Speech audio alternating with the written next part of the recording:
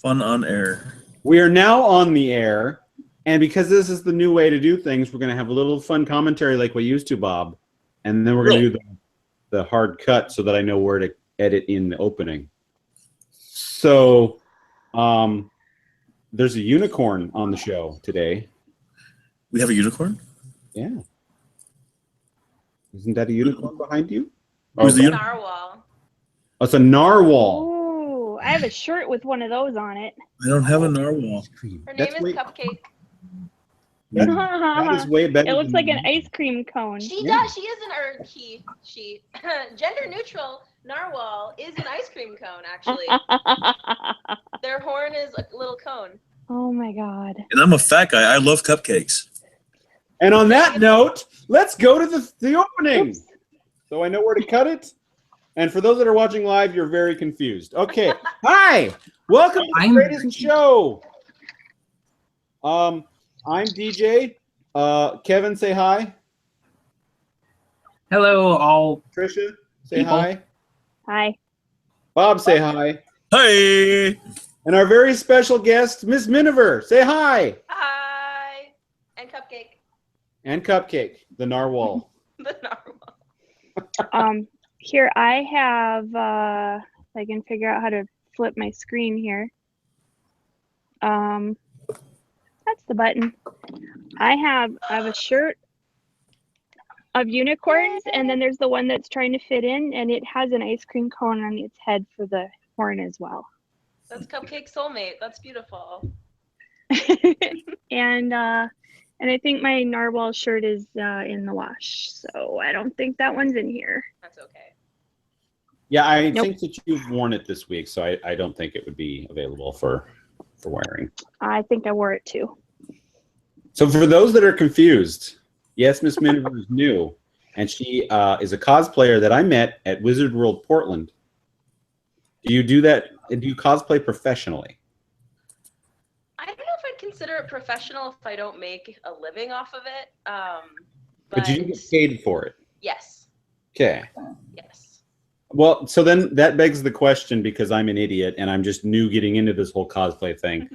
How do you get paid to cosplay? So it goes hand in hand with if you are being represented by a company or not. So in the past, up till now, I have just cosplayed while going to shows and working with Committed Comics. And so that's like reimbursement. I get like free admission to the show, travel airfare, and then the cosplay like 85% paid for, unless it's an original character from one of their comics, which then it's fully paid for. But I have my first big build coming up. So I'm building a cosplay from scratch, which will be, I don't know if I have the print. I might run for a second and grab the print. But it's being sponsored by a comic artist, so it'll be fully paid for, and then I will travel shows representing his original character. And that's actually a different category than I've ever cosplayed before. That's actually entering kind of a new area of cosplay for me. That's It's cool. exciting. I would love to see the print, but I figured that you did, because I know other people that were at the show were getting paid to be there too, and I didn't understand how the economics or how that worked. Who was giving you to do what? That's where I was. Yeah, it totally depends. Like everyone's different depending on if you're going with like a comic company or if you are like if you think about someone like Jessica Negri, who totally makes a living doing cosplay and appearing at conventions. So that's like a whole other level, maybe one day, but that's a whole other level. Okay. That's hi viewer, by the way. We go in rough spurts where we don't have any live viewers at all. We get like all the views in the post, but I gave a lot of cards out this week, so hopefully people are watching. But Sweet. Yeah. Did you share this on Facebook? Yeah, share it on Facebook. It's all available. And also maybe the fact that maybe you've got followers that want to watch you live on a show. Maybe they'll all come too. That'd be great. Yeah, maybe. And because I couldn't give them away last week, I will totally give away the 2 Ruse books this week to live viewers. Nice. And I'll tell you how to do that in a second. First, I got to make a sign. What a neat word. What word is that, Bob? Ruse. Oh. It's a cunning attempt to trick me. Bob, you've heard that ruse. You've heard ruse before. It's in Clerks. Yes. I don't appreciate your ruse, madam. My ruse? Your ruse. Your cunning attempt to trick me. Yeah. Yeah. I love those movies. They're great. I still get like freaked out when I say something about one of them and people don't know what I'm talking about. It's like Jay and Silent Bob movies. Yeah, who's that? You know what? We're done here. I got a lint. Get a marker. Jay was at Jason Mewes, I guess. Was at I think it's the last Portland Wizard World. That's cool. We didn't talk to him though, or he was busy shopping for memorabilia at a booth, and one of the volunteers that I was hanging out with kept trying to go get her picture with him, like without him knowing it. She was not winning that fight because he moved a lot, but it was pretty funny to watch. Oh, I know. Let's see. You must have met DJ at Wizard World. It must have been in February, right? I think so. So Yeah. I always volunteer. Nice. I took that beautiful, beautiful picture of Jen Urso. Oh, that's right, dude. Thank you for that. That's such a cool picture. I love it. Anyway, go ahead. So yeah, I always volunteer for different events, and then, I mean, because that gets me in for free also, and behind the scenes, and then if it's something DJ's interested in, he usually buys the ticket. Let's see, in June we're gonna have a Heroes and Villains fan fest of some type. Hear about that. I've never been. Apparently this is gonna be the first time they come to Portland. And it's basically all centered around the Walking Dead cast, or also the CW sort of shows, like the Gotham and Arrow, things like that. So lots and lots of Walking Dead people. We're not caught up on the season, so there's people coming to the show that have never even seen on The Walking Dead yet, but they're going to be there. So yeah, that'll happen in June. And then I always volunteer for Rose City Comic Con, which is in September. And then all kinds of other stuff. That's so fun, though. It's good when you can be staff at the show. Yep. Yeah, I do that for all the nerdy things, and then I do a lot of the alcohol events, like where they do a cider fest or beer and wine festival. Then I pour at those. And nice. I have a closet full of volunteer T-shirts. Yeah, same. I love it though, because then you take that memory with you, right? Yep. Yes, I love that. Yeah, it's a more exclusive shirt than the one you can buy at the event. Yes. Like I will, so during PAX, I will work for Xbox, and I just stick to PAX West, although potentially they invite me to PAX East and PAX South, and someday I might do it if I have the time. But people like offer to buy the Xbox shirt off my body, and I'm just like, well, no. If you wait in line for 3 hours, play for 5 minutes, I will give you the shirt that we have, but not the one I am currently wearing, sir. No. See, now that's creepy stalker material right there. A little bit. Yeah, they should be able to notice that you're actually using it. I know. But like one guy was like, I'll trade you my shirt. And I'm like, no, man. No, this is like a ladies extra small, bro. And you're at 5XL. Yes. So yeah, I won't question that too deeply. I'll let that one go. They're totally pretty girl in tight shirt. Let's get that off of her as soon as possible. That also potentially could be the motivation behind that. I accept it. I do. That could be. That could be it. Well, it was bad because last year, I was in charge of Plants vs. Zombies, Garden Ooh. Warfare, Plants vs. Zombies 2. And so it's like all these sweet little children, and I'm like, oh, this is great. I cheered them on the whole weekend, and like everything was fun and sweet. And then this last year, so that's 2 years ago, sorry. And then this last year in 2016, they put me on Halo.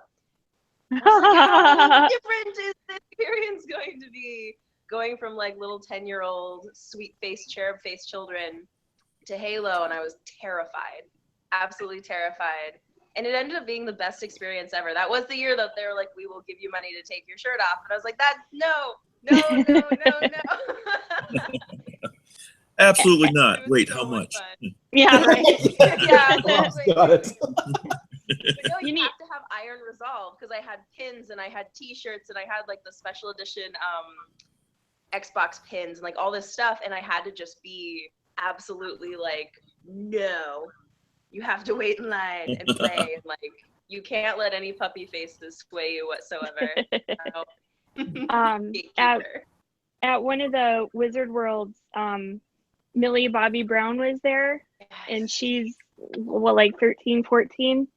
And I think it was her first Comic-Con, and she did photo ops, and looking at the line of people waiting to do the photo op with her was also a little bit, you were kind of curious about how things were going to go, because of all of the, old men that were in line. I took a picture with her. Yeah, I felt uncomfortable. I didn't want to. I was like, she's like 13. I feel awkward like taking a picture with her, and that's me speaking. I'm just like, no, I don't want to.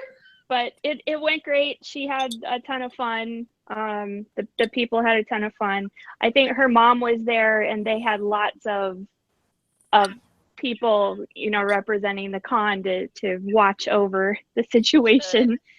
So, Good. but yeah, that was kind of a interesting setup as well. Like, I never thought of that either, because I guess I've never really seen a younger kid at a con yet until her. And it does kind of then make you kind of step back and think, well, wait, is this kind of creepy? Right? Yeah, that's so interesting. Yeah, totally. Did you dress up today at all? What? Did you dress up today? Today I saw a Batman and a Catwoman, and like, because today's Free Comic Book Day, the comic book shops have like people totally cosplaying all over. I saw a Zelda today. FOMO. I have Free Comic Day FOMO, because I had to be at a baby shower like for half the day. Babies are great, but you can't cosplay at a baby shower unless it's a cosplay. Well, you can. You're just gonna look really weird. Well, no, actually, that's a lie. So I did. I dressed up as an X-wing pilot, but it was like my X-wing dress and like the pilot backpack. It was very stealth. It was stealth cosplay for the babies. It's especially stealth cosplay when the people that you're around don't get it, or they kind of look at you like, I feel like what you're wearing doesn't seem normal, but I don't know why. Yes. I love that though. Most of my closet is stealth cosplay. Let's be real. So true. I saw DA when we were at Burgerville tonight. It's not really cold here. It's like 60 degrees, and this guy that walked in front of us was wearing this like long black, probably knee-length coat with like black fur around the neck and the ends of the sleeves and stuff. It was like very styling and out of place at the same time coat. But that's Portland, so. Yeah, that's also Portland. Oh, hey, can you, since you're can you tell me about your gum wall? Is that something you know anything about? Yes. Because apparently we're getting one. What? Yeah, they started yesterday.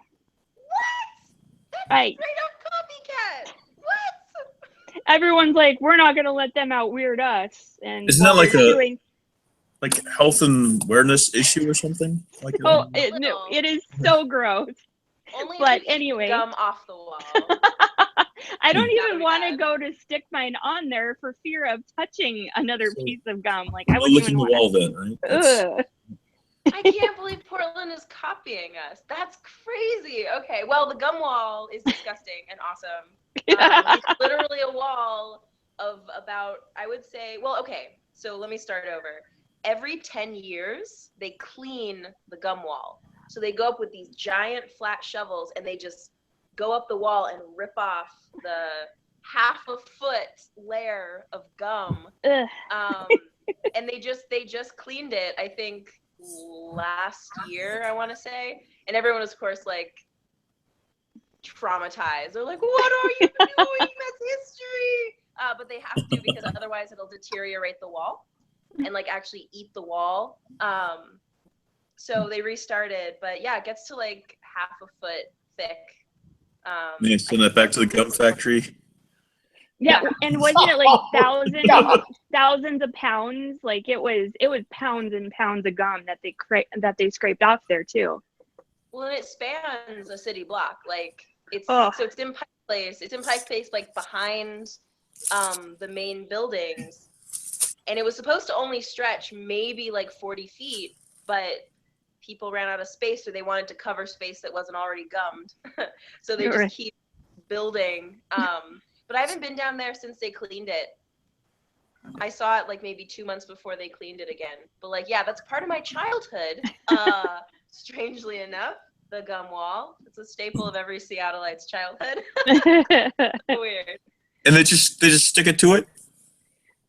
Mm-hmm. Yeah, you will chew gum, and usually people now will you take a video and they'll be like chewing gum furiously, and then just take it out of their mouth all sloppy and slimy, and stick it to the wall and just be like, yeah! That's how you do.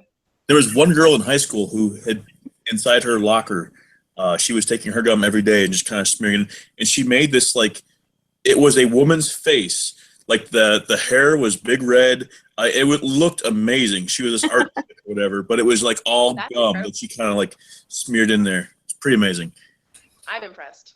Yeah. I think that's pretty cool. I gotta totally do a search now for gum art. Yeah, so I guess Portland kind of like a guy downtown wanted to start a gum wall and he was told no. And I think they like, I don't care, we're gonna do it anyway. I don't know if it got okayed or if you need an okay, but they had a specific building that they wanted to use for it. And so the other day when one of our channels went live on Facebook, I get a notification because I like to keep up on our downtown riots. And so I got a notification and they were showing people just starting to stick gum on the gum wall. There was something, I think there's a tattoo shop somewhere really close to it. And they're who's promoting it. And I had heard at one point that if you bring in a certain dollar amount of gum, to share with other people to this tattoo shop, that they're going to give you a bunch of money off a tattoo or something. So anyway, I feel like at this point, Portland is trying too hard. Yeah. Yes. I mean, satellite in the room. Yes. 90% of the comments are, why do we need to copy Seattle? Or then the other half of the comments, I guess, so half and half are why are we copying them? And then the other is, why are they beating us at being weird? I mean, so there's this whole. But I feel like sure there's a gum wall, but I don't think where you're demanding that your city be weird. It isn't anymore. Now you're just a hipster. You're right. Yes. Absolutely right, Kevin. Totally. All right, I've made my decision on the pictures of the gum wall. It looks like Fruity Pebbles. Yay! Oh, did you find a picture of the Seattle one? Yeah, there's lots of pictures. Yeah, I'm sure. I mean, if they cleaned it every 10 years, how long has it been there? Yeah. Half for real. Wow. It shows like one girl licking it. Ew. Oh man. Woo! Yeah, it totally looks all Fruity Pebbly. Is that a word?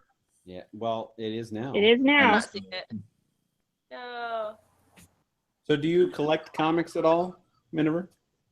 Yeah, I totally do. I had to slow down a little bit, so I was spending roughly $275 a month on subscriptions. Wow. Which not sustainable when you have to pay rent. I don't know. Seattle. The guys in this chat right now are envying you. Yeah, very, very much so. But I know that my sex life would disappear completely if I spent any of you that. Yeah. True. Very true. So what do you I don't know. Titles.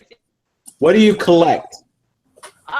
Well, for a time, I was pretty obsessed with Deadpool for a very long time. And I think once Deadpool gained popularity, which is a positive thing, it got too much. My subscription got too big because he was appearing everywhere. And I told my comic book store, like, anything Deadpool you get me. And that's what got me to around $275. So I had to cut back on Deadpool until it was like one core arc and only one like writer. And then some Spider-Man. I was into Batwoman for a really long time until they switched writing teams. But currently I am actively collecting Gwenpool and Poe Dameron. So the Star Wars comic Poe Dameron. And then some of the Star Wars trades if I research, and I think that's something I want to read. People are saying Darth Vader's really good, but I hear nothing actively but awesome reading things about Gwenpool. Darth Vader.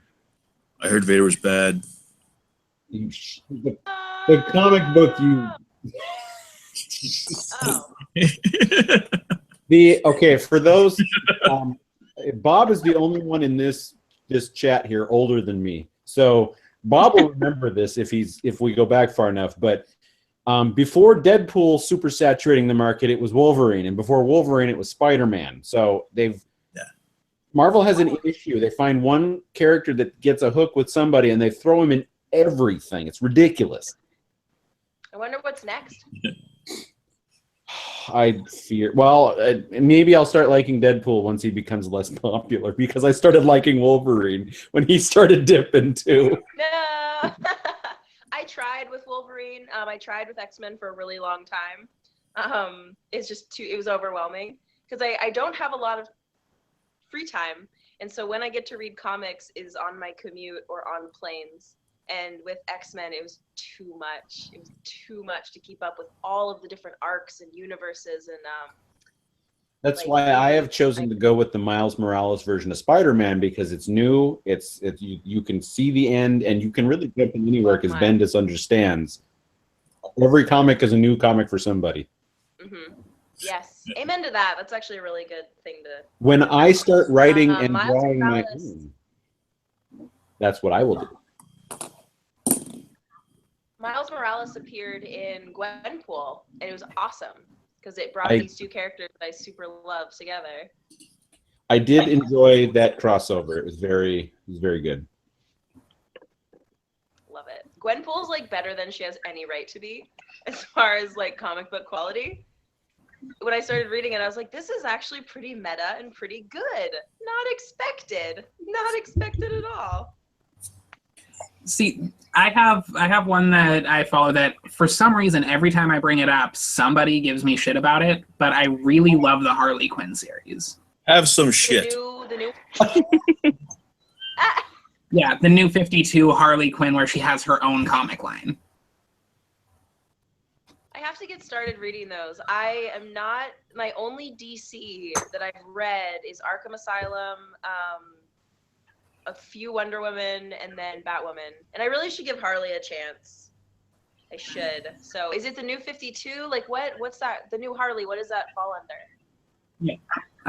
Well, she was part of the new 52 Suicide Squad, and then she left the Suicide Squad, and now she has her own comic. Is that Rebirth?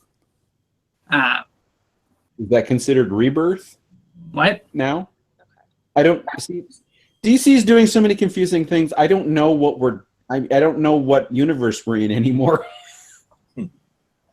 I've reached the point where I don't pay attention to any of that anymore, and I only read the one comic. So yeah. And every time they do a story arc that involves multiple different comic lines, I just skip that story arc. Okay. Selective. I like that. My favorite hero doesn't even have his own comic. I can't Shazam. see. It's Shazam. Shazam does have a comic, or did. He hasn't had a comic in a long time. No, I'm fairly certain that there's an actual, like, because I remember they were making a big deal about the fact that the comic is Shazam now instead of being We're Captain just Marvel. talking about the name of the character. No, if there was a comic, I would be actively collecting it, and Trisha would know that it would be collecting because I would be saying nothing but Shazam is awesome this, Shazam is awesome that. But no comic to collect. Very sad. Really? Because I'm seeing it right here. 2016 was the last one. Uh-oh. So let me. Yeah. Captain Marvel 2016, and it's the chick. Not good news. Hey guys, Yeah. shut up. Okay. All of us? The people telling DJ about the Shazam comics. Stop it. They discontinued it. Like 50. No, that's the omnibus of the brand new Shazam. I've read that. I've read the stories. I got all of that. Yeah, that's not. What about Comixology? If you do Comixology, then you're not collecting physical stock, right? Thank God. That's the part I hate the most. I hate having that stuff in the house. I just hate having it full of stuff. I have to say, Lock and Key is probably my favorite. I have like 6 trades of that, and it's, I think, the end of the story. But that's pretty badass. Kevin disappeared. Ah, I will miss him. maybe he was so embarrassed that I was correct about there not being a Shazam comic, he couldn't stand to be on the podcast anymore. That's probably what it was. Yes, I'm going. Because I'm telling you, I would that I've been screaming at DC for years. Just I will take my money, take it. My guess, they didn't hear you. I can't be any louder. Yeah, he's loud. Wow. Wow. I'm in another room with AirPods in and a door shut in between us, and I can still hear him out there. Although the walls are paper thin here. It is true. Yeah. So, actually, so Trisha and I are in Portland.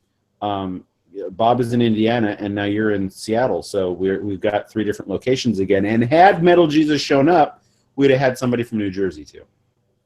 Oh. That's okay. You're bringing some class to this show that we have had not much of. Look at Bob's face; he's so confused. Well, Bob, I have to say you've been missing for like the last 2 months. Yeah, I totally found me, though. You were right there. I was right here. Actually, I've been asleep by this time because my hours changed and everything sucked, and now my hours are changing again, and everything's going a different way. Yeah. When do you start the new cycle? Didn't you start Monday. training or the Where? When? orientation or? Orientation was last Monday, and then this Monday I start work at 2:00 in the afternoon, and I work until 10:30 at night. So I'll be joining the show late, except for on Thursday nights because that's bar night. We don't have a show on Thursday night. Thank goodness. Well, that's the time that I won't be doing anything after that except for bar. How far do you travel for cosplaying gigs? Miniver. I heard 3 words of that. Try again. How far do you travel away from Seattle for gigs? Oh no, I might have to log out and log back in. I've lost everybody. Oh no. Well, we'll still be here. Okay, I will come back. She has a very nice ceiling fan.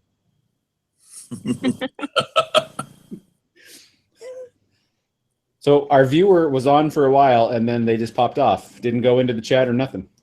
Huh. I am also on the chat. How are you? Type something. It's like, are you? Prove it. Yeah, prove it.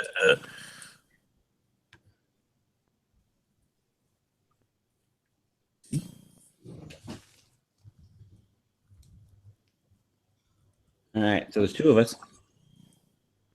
No, it doesn't show you online. It just shows me. That's weird. I'm showing two online: Emerald Spectre and Robert Mayoto. Mayoto, is that Mayoto? Myoto. Mayoto. It's like my, yeah. I Okay. think that's how you say it. I think it's French. It's like Muato.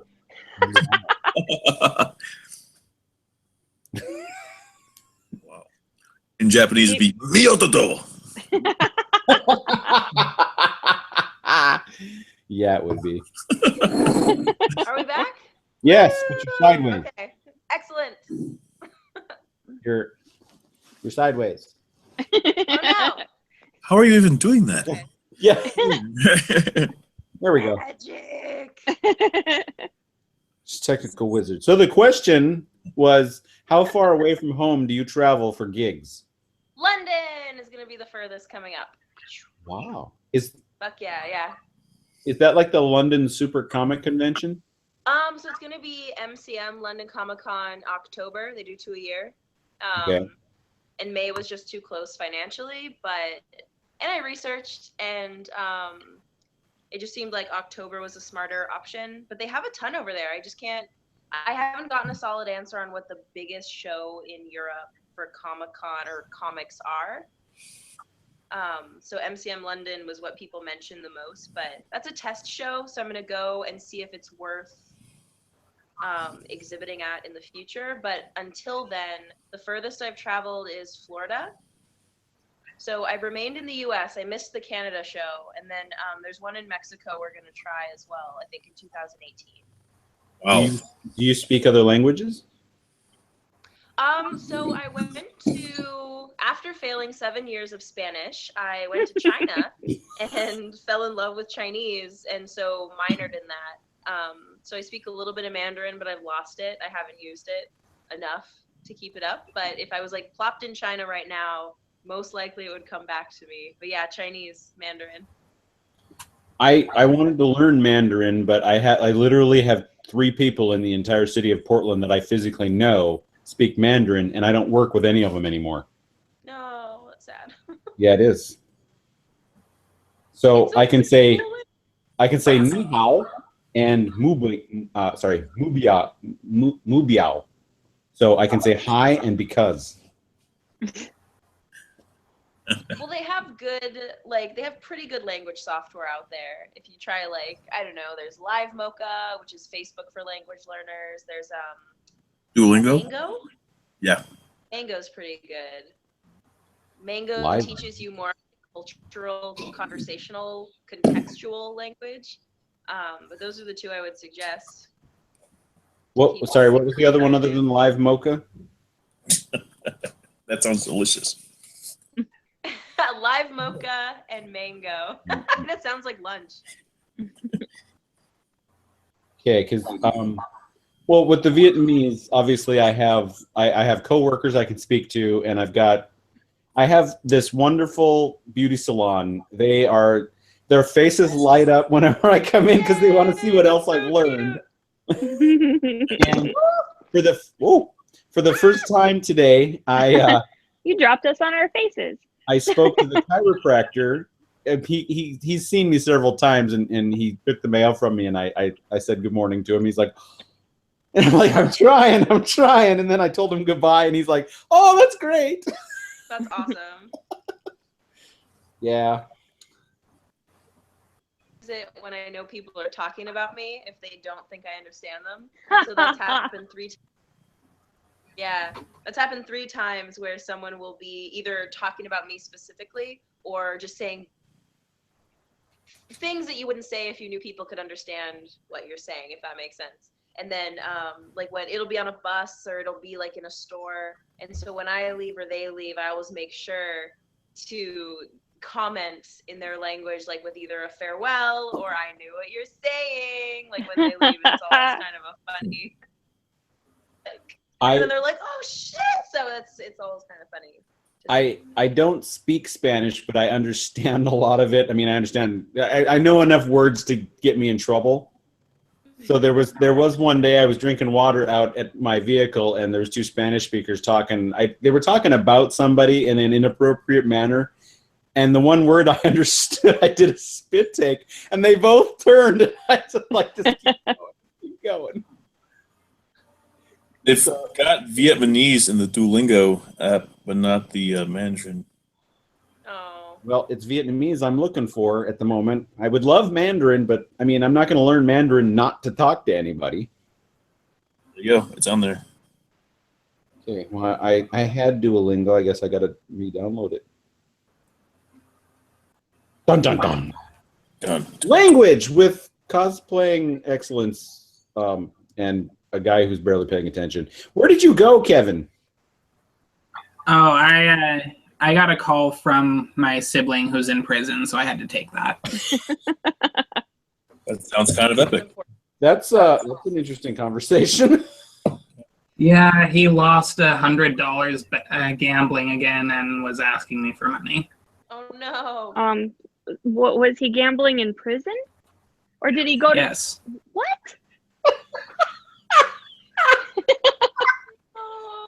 Yeah, so it's one of those, hey, I need you to help me out this month or someone's going to stab me. Right? To death. So Oh, and you're like, I've been stabbed 3 times, catch up. Yes.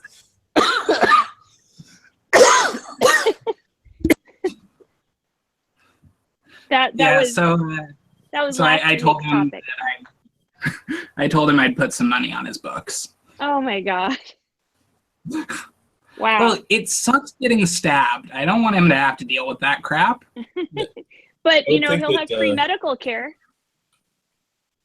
Yeah. Right? Yeah, I think betting would be out of the Unlike question. the rest of us, yes. I don't care what it is. Like, even if it was like the lottery, if they say yes, if you don't win, someone's going to stab you, I'm not going to play. I don't care how big the jackpot is. If there's a chance I'm going to get stabbed from it, I'm not going to gamble. Well, You're people not make even going to say, but you're not even going to say, well, where would you stab me? Oh, yeah, good call. I know, right? I mean, because that could make a difference. make bad decisions when they're stuck somewhere for 5 years with no form of entertainment whatsoever. So No, people make bad decisions to be put somewhere where they're not entertained for 5 years. Yeah. but yeah, I do not recommend getting stabbed ever. It's not fun. No. Probably not. I'm Kevin Kuick, and I recommend getting stabbed on a regular basis. No. It's actually, I learned it's not as bad as getting tasered, but it's close. Ugh. Tasered is really worse? So if we're ever in an Because I guess it probably depends on where you get stabbed, but like if you're getting stabbed in the shoulder, getting stabbed in the shoulder hurts just in that area. I mean, it's a very intense pain, but it's in a specific area, so you can focus on it and block it out. Being tased shuts down your entire body. Not pleasant. No. So if we're ever faced with somebody with a taser, we'll be like, hey, do you got a knife? Can you stab me instead? Prefer stabbing, please. So you got a taser there, but yeah, I prefer stabbing. Well, also, the first time I was stabbed, I was very disoriented because I had been sleeping up until that happened. So it probably wasn't as bad as it could have been. Bet you woke you right the fuck up, though, didn't it? Oh. Yeah, it did. Damn, Kevin. And then came police, and then therapy, and then I went to her wedding as a groomsman. Yeah. I got a piece of metal in my hand at work. That's close. And then you went to her wedding and was a groomsman? Yeah. Bob? No, I know Kevin. I'm still friends with her and her husband. I mean... Oh, what Miniver doesn't know is that the person who stabbed you was your girlfriend at the time. Yes. Yeah. Oh, And knocked then us he out? stayed. Whew. I mean, that's just one of the stories, though. And like he said, then he stayed friends with her and went to her wedding. And I didn't know the groomsmen part. I think I just didn't. Last week, you just say you went to the wedding? I don't remember. My favorite is the stabbing by the brother. Wait, is that the brother that's in prison? Yes. Oh my God, let him get stabbed. Kevin! Miniver was all like, these guys are geeky. Wait a minute. There's a stabbing going on. I don't want to have anything to do with these people. I don't know. I don't hold grudges at all. So Hey, can I borrow some money? Help you out, Liv. I'll pay you back, I promise. And then when I don't, you'll forgive me. Oh no! I'll trade you money for bath towels. Isn't that just called buying bath towels? Maybe. I don't think that's called trading.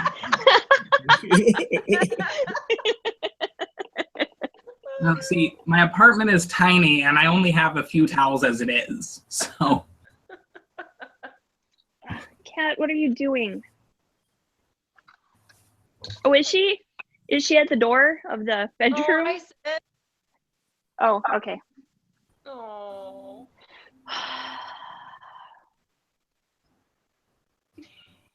Oh, I can hear you. That's what I can hear. Okay.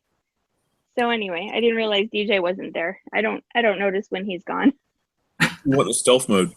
I mean, it's been. Did he just? Yeah, he's like invisible. It's impressive. I didn't know he could do that. I mean, it's been 19 years. You just, kind of forget the other ones around sometimes.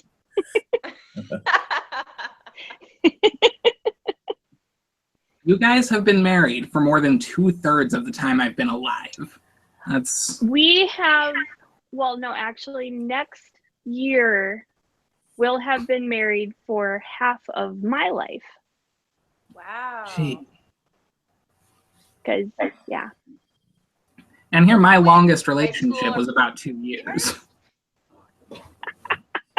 And then it ended in a stabbing? Yes, exactly. And then a wedding to someone else.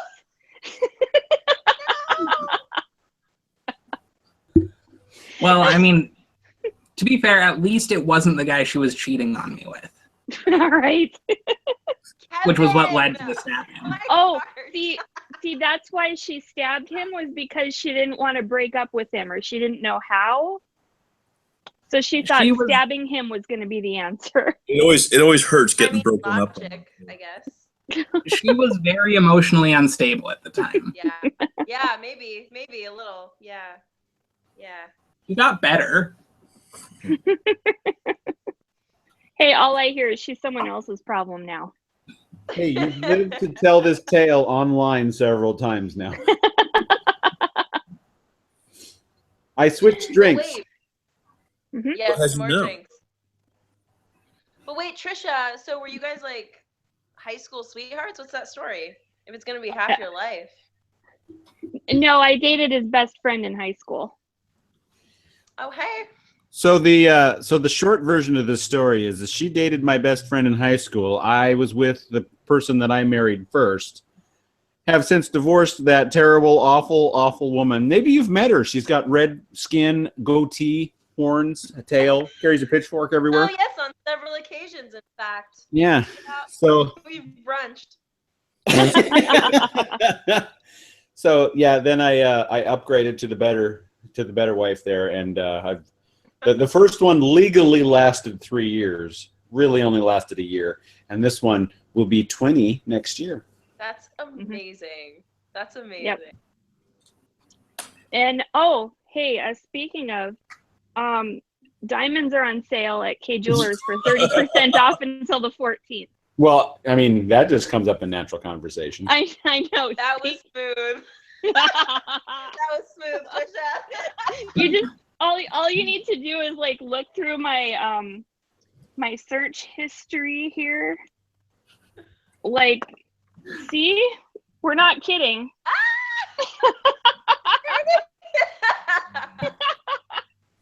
You know, I think that if I were going to buy expensive jewelry for someone, I wouldn't go with diamonds because diamonds just seem boring to me.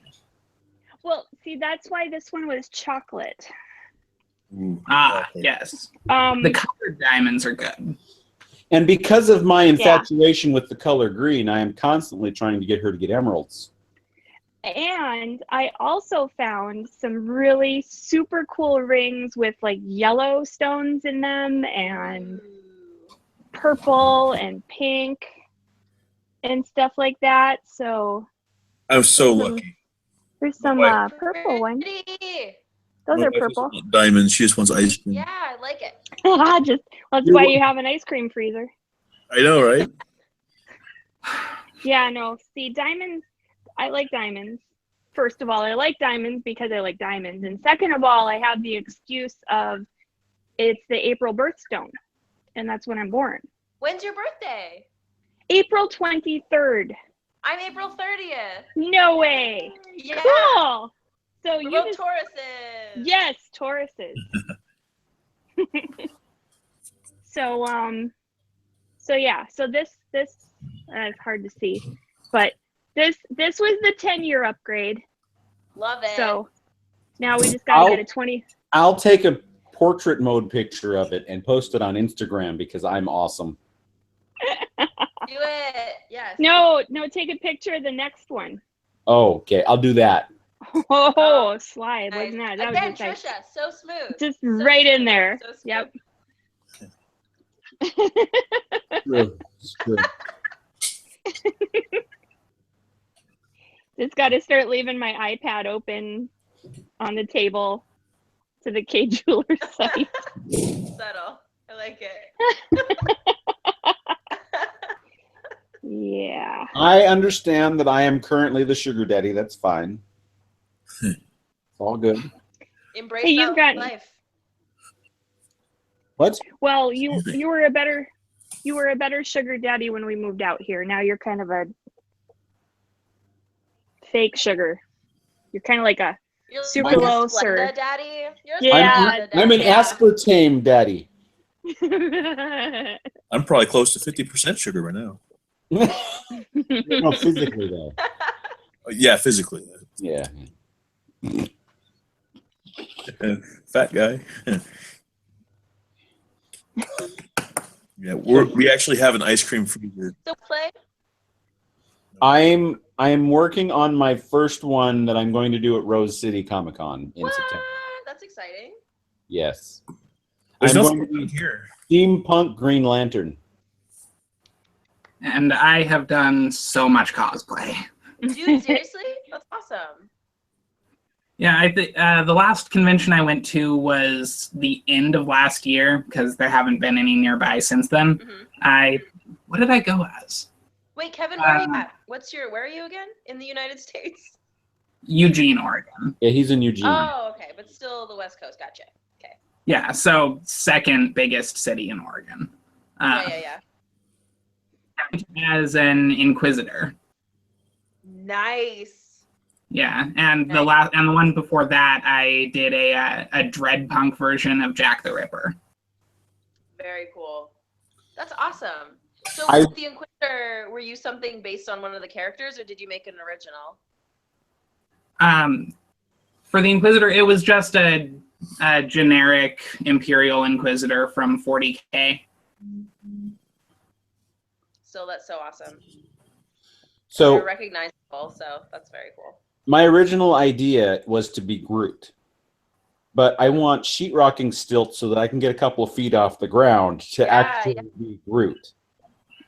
But someone thinks that's ridiculous, so we'll see how the Green Lantern thing goes, and then I'll start working towards the next one. Very cool. You If could I be had- really tall Green Lantern. well, You'll still do the stilts. with the sheetrocking stilts, I can be Groot.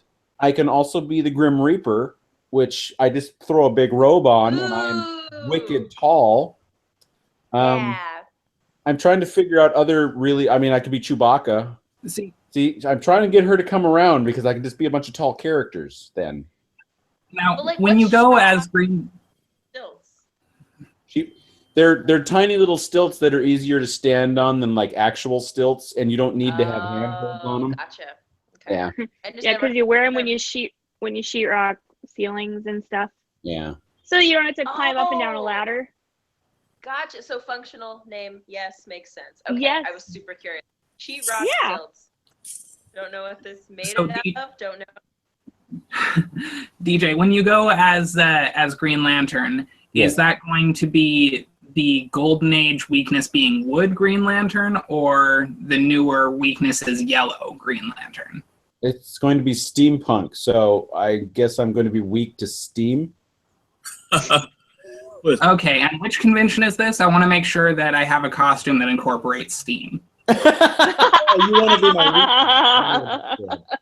I'm going to go to Rose City. That's my goal, is to be at Rose City. At this point, if I find a vest, I'm ready to go. I need to go to Rose City this year. Yeah, you do.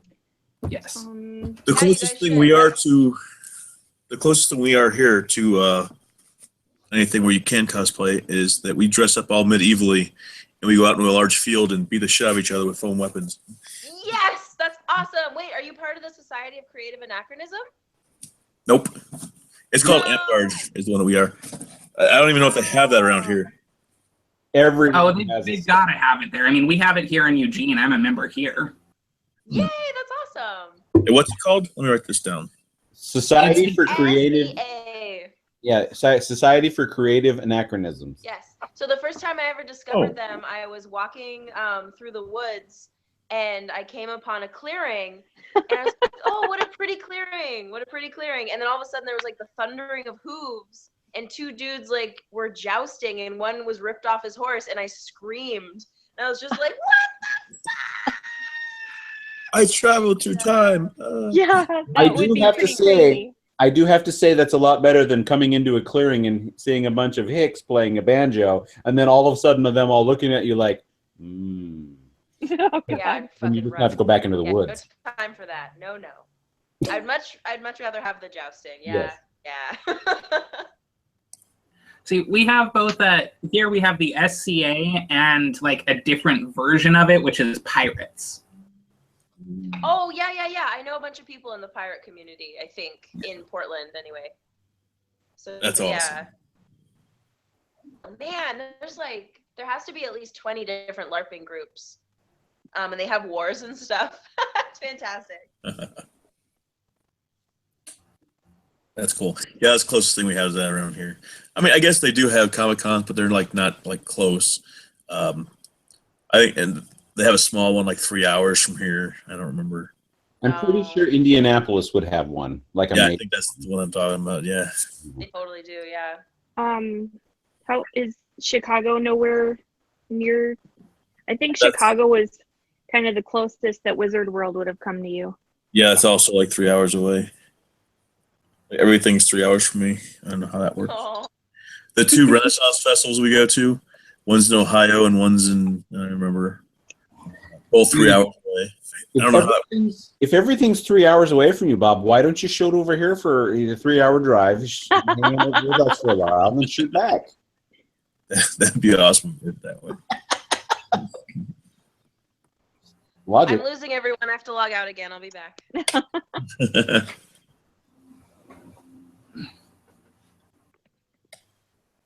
Yeah, that'd be neat. Yeah. But it doesn't work that way. Yeah, that happens. Oh, one of your cat. Did somebody win one of your ruses? No, I can't get both of them to stand up there over here, so I'm only putting the one up. If anyone was online, I would literally ask them if they want the ruses, and they would get them. You know, I have a friend who's trying to get me to go to some other convention later this year. She wants me to go as a female character because I made the mistake of telling her that I've done female characters before. And so, like, every other day she sends me a message like, okay, so I need you to tell me your dress size. No. Is that something that you know? Well, I mean, yes, but... So I used to do conventions in drag a lot because it was fun, and for some reason, I do a very good job at passing as a woman. But I stopped doing that because, creepy old guys. Ugh. And mustache. Creepy old guys. Well, when they sidle up to you and they're like, "Hey, baby," and you're like, "Yes." Whoa, whoa. Hello, Well, LA Lola. See, I actually have never had any issues with like my voice. Like, I guess my voice is close enough to being feminine that it never gets any comments. But yeah, there was one time I was at a convention, guy came up, was like 3 times my age, got really handsy, and then realized that I wasn't a girl, and he punched me. Oh And my that was the God. last time What did that I I just walk cosplayed. into? What the what? We're getting deep into Kevin's drag life as a drag queen. So continue. Beautiful. Love it. I've done conventions as female characters, and one of my female friends wants me to do that at the next convention that we go to together. And I've told her that it's not worth it. Oh, seriously? That's so Well- shitty that like there's bad experiences that can be had. I hate that. Well, I mean, every experience cosplaying as a female character was uncomfortable at some point because there are just way too many creepy guys at conventions. And I want to say on the record that the fact that most conventions have to have signs up that say that wearing a costume is not permission to grab Yeah. them, that is sad because Really? I find some of the people scantily clad attractive. Yes. Do I even have the inkling to touch them? No, I don't know these people. That would be super fucking weird. That's really weird. I mean, they don't have signs up at Hooters saying "Don't touch the girls," do they? I don't think so. I don't think they did. I would think that. I mean, and they're there to look at. They put them in those like tiny little things so that you look at them, and they don't have to have signs there saying "Don't touch." Yeah, but it doesn't even really matter like how skimpy the costume is, because like when I had that issue with the last time, I was cosplaying as like Bellatrix Black, which was like a full like there was barely any skin showing You're at all. fully covered as Bellatrix. Wow. Totally. Yeah. Covered. And he's still like See, and that gives comic book people like a really bad name. Yeah. No, that gives males a really bad name. Yeah, male in Yeah. general, but that too. wow. Yeah. It's weird. I've never had issues. Except for the people who wanted the shirt off your anyone, like- back. I think that's because I have an air of danger. I don't know. But no, I've never had issues, but I've seen it happen. And it's kind of always shocking when it does. And I usually just yell. I usually have a weapon on me as a cosplayer character. And so I usually hit them with it. Now, And it's effective. I know that you weren't Jen Urso the whole weekend. What else did you do at Wizard World Portland? Would you guys know the musical Hamilton? I know of it. Yes, no, maybe so. So I cosplayed Hamilton, and then oh man, I can't even remember. That's sad. Hold on. All the shows blend. Oh, it was all Star Wars. It was all Star Wars. So I just wore the stealth cosplay for the first day as Poe Dameron, and then was just Poe Dameron again. So. Because I don't remember seeing you in anything else, but I mean, I took Saturday as the cosplay picture day, so I specifically was out there doing that. Yeah, Sunday was Hamilton, and since I'm using my phone for the stream, I probably can't show you a picture, but yeah, I just wear the Hamilton outfit. But I don't know, people in Portland didn't know Hamilton, so that was interesting. That was like, because when I go to certain shows, certain cosplays just fall completely flat. And it's always awkward when that happens. You go to shows all over the country and eventually all over the world because you learn the geek culture and how it's very different. Very, very different. Well, I made there was a girl dressed up as Felicity Smoke from Arrow. And she was just totally depressed looking, and something must have happened right before I talked to her, but I stopped her and I'm like, I just have to ask, are you Felicity? And she just brightened up like maybe I was the one guy that understood what was going on. I'm like, I totally have to get your picture.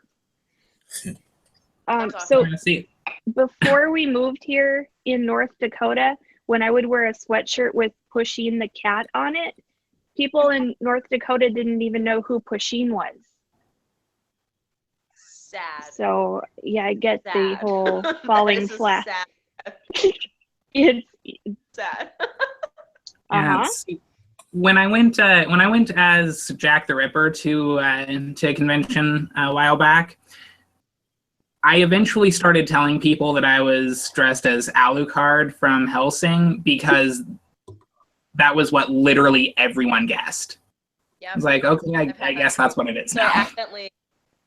Yeah, well, and when and especially like if kids say something, I will never correct a child when they assume I'm in a costume. So I accidentally dressed as Princess Celestia from My Little Pony, and I had no idea. I thought I was just in a big poofy dress and had a certain like color scheme going on. And these little girls were just like, Princess Celestia! And I was like, well, shit. Yes, I'm Princess Celestia. Hello, children. I don't know who the fuck that is. And then I watched My Little Pony, and I was like, I love Princess Celestia. I love cosplaying her. Well, shit, little girl. Yes, I am. it's like as long as they don't go say her catchphrase, say it. You're like, ask me about my sister. They did ask about the sister. They're like, "Where's your sister?" And I'm like, "Oh shit, I don't know, girl." This,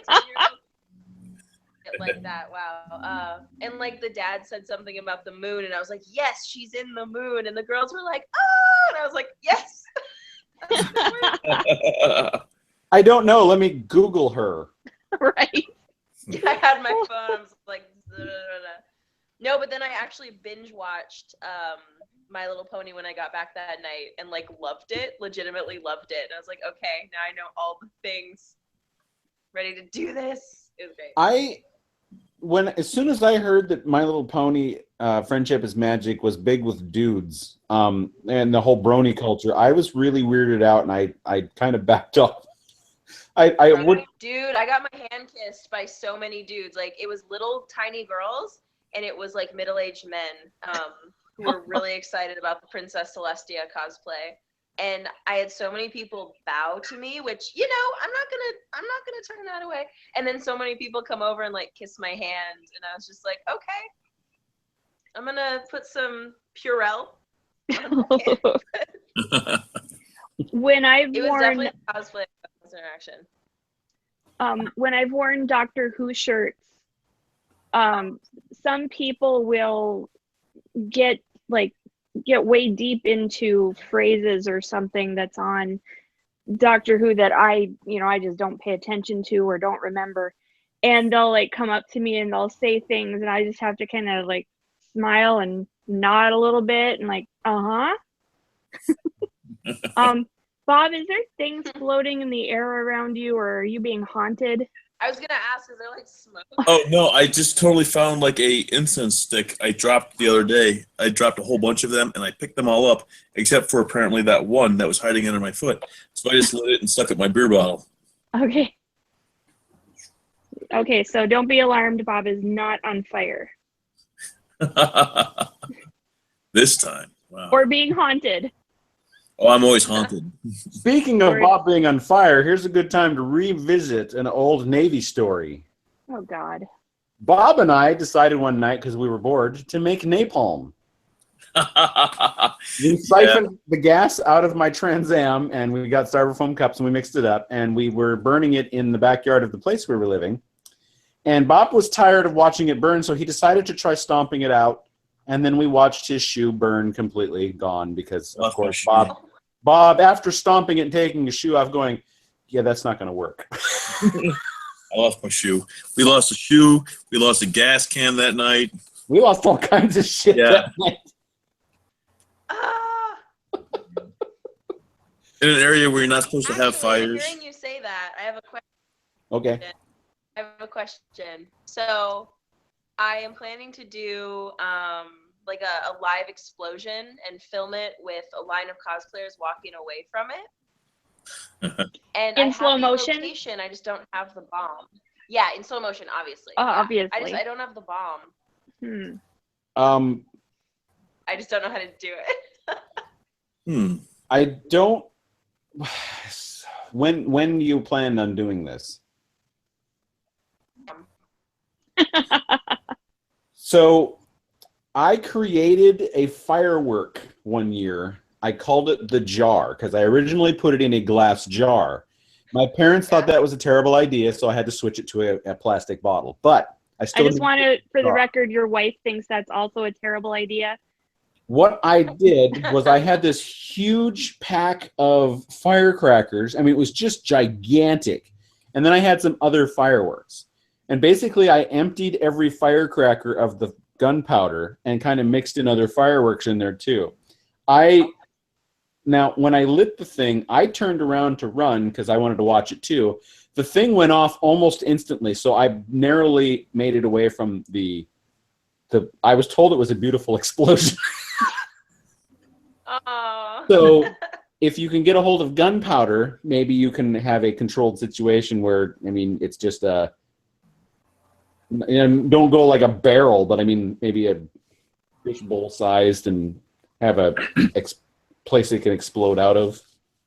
Yeah, you'll want to use a metal barrel weighted down with a lot of heavy rocks at the bottom to make sure that the fire and smoke goes directly upwards, because you do not want to deal with any kind of shrapnel. It might be worth spending the money to actually hire a pyrotechnician to Yeah. As someone who narrowly avoided being burned to death by his own firework, you may want to have a professional do it. We had the the little snappy things that you throw them down and they pop. Yeah.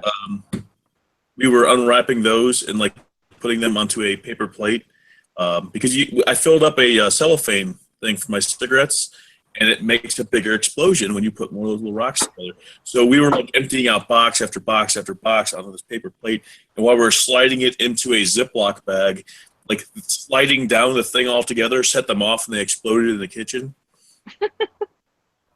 Yeah, so that stuff's not exactly safe. We were irresponsible in our youth. Yeah. So whatever these two tell you they've done in the past, do the opposite. Got it. Oh, that dog lived. That's a joke. Yeah, it's kind of like how if I ever give relationship advice, you should not take it. Got it. Yep. Now, if you ever give relationship advice and it doesn't end in a stabbing, I'm disappointed. Ooh, wear chainmail. Chainmail. I might just wear chainmail. That did give me some major trust issues for a while. I'm sure. Holy shit. Oh my god. My chainmail shirt is in the car, so I can't show you that. I do have a big old chunk of chainmail that I'm working on, but Miniver, he actually makes chainmail. oh, here's my bag. Nice. That is so cool. Yeah, I got a little dice bag that I made. We have Oh, bracelets. dude, that's amazing. That's amazing. In fact, the It's bracelets something came I up wanna on get into. Leatherwork and chainmail. Facebook Memories just the other day.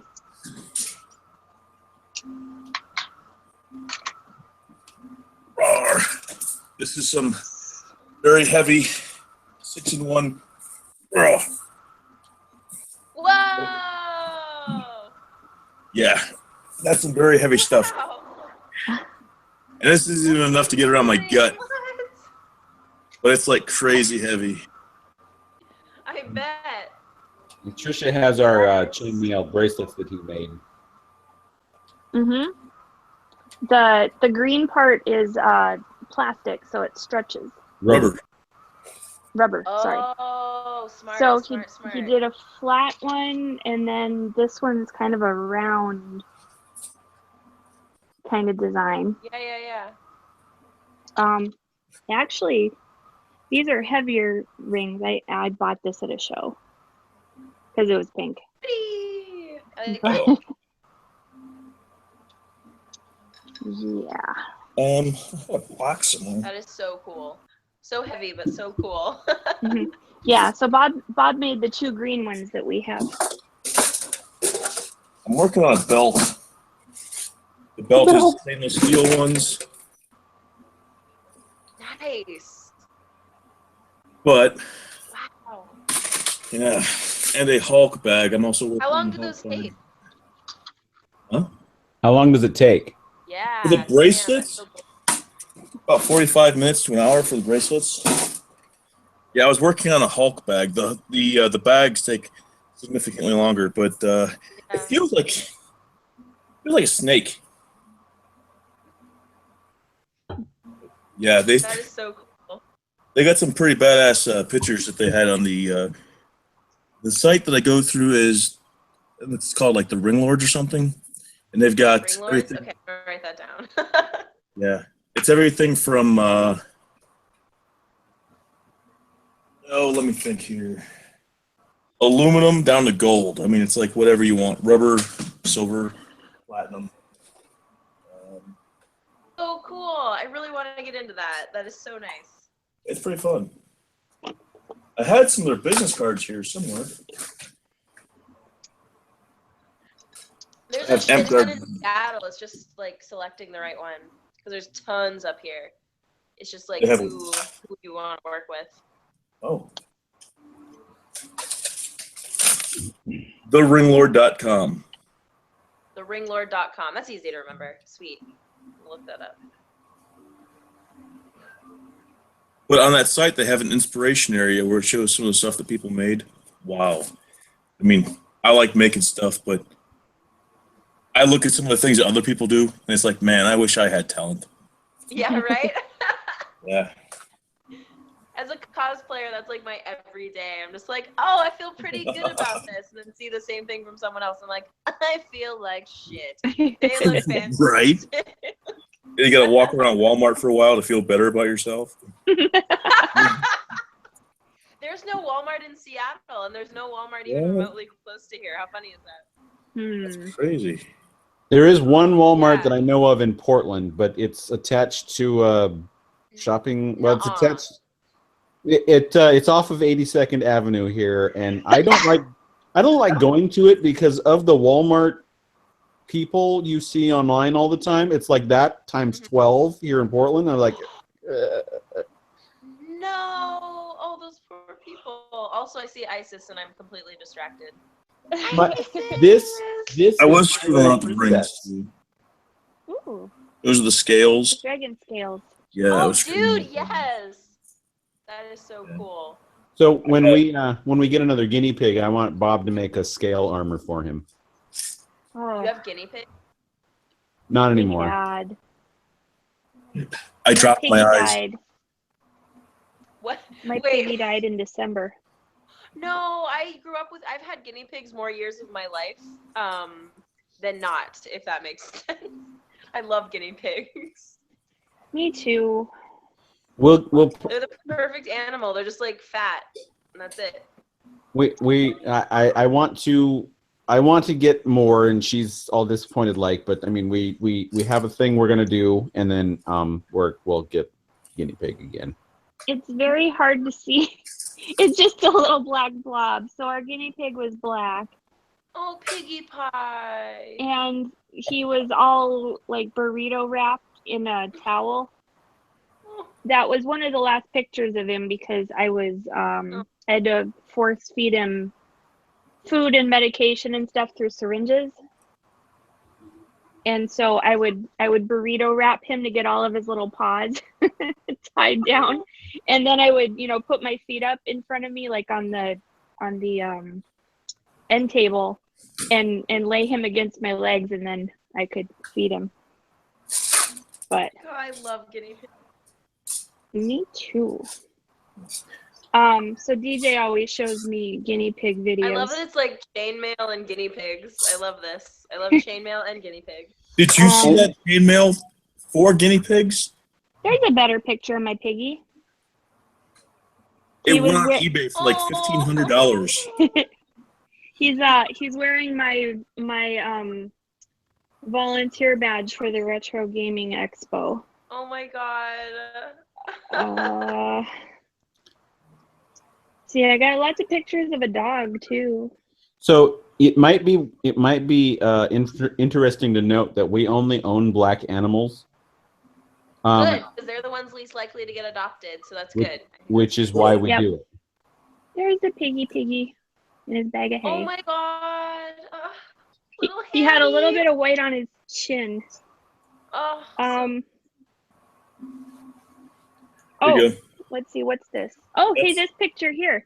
There's oh, sorry, is Bob showing us something? Yeah. Yeah, that's combining it too. That's a guinea pig in female. That's hilarious. That's Oh the my scale God, stuff. Yeah. They had a few of them. So what you need to work on as a model is get yourself a potato, and that's basically a guinea pig, and put some chainmail on it. Face. Oop. Or a cupcake. I'll just put cupcake in chainmail since cupcake just like jumped into the frame. Oh, that's so cute. That ended up selling on eBay for $24,100. My God. Chainmail? Yeah, they sold the chainmail from that guinea pig.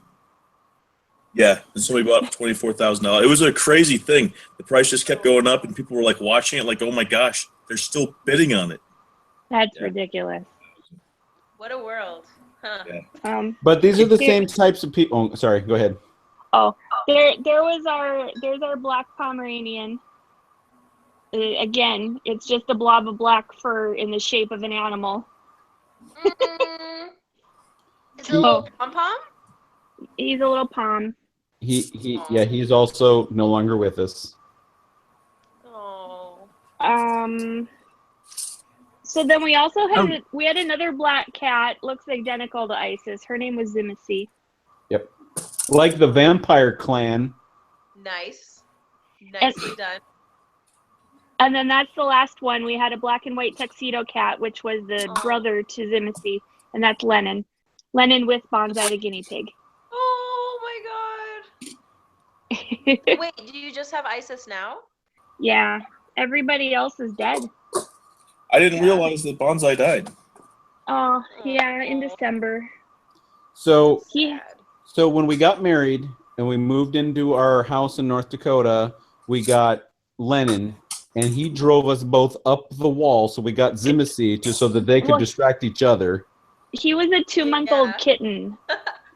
So then, and they were brother and sister. They were from my aunt and uncle's farm, so that's why they were already related. So yeah, we're like, Lennon's a terror. We need another cat to distract him. So we got another kitten from my aunt and uncle.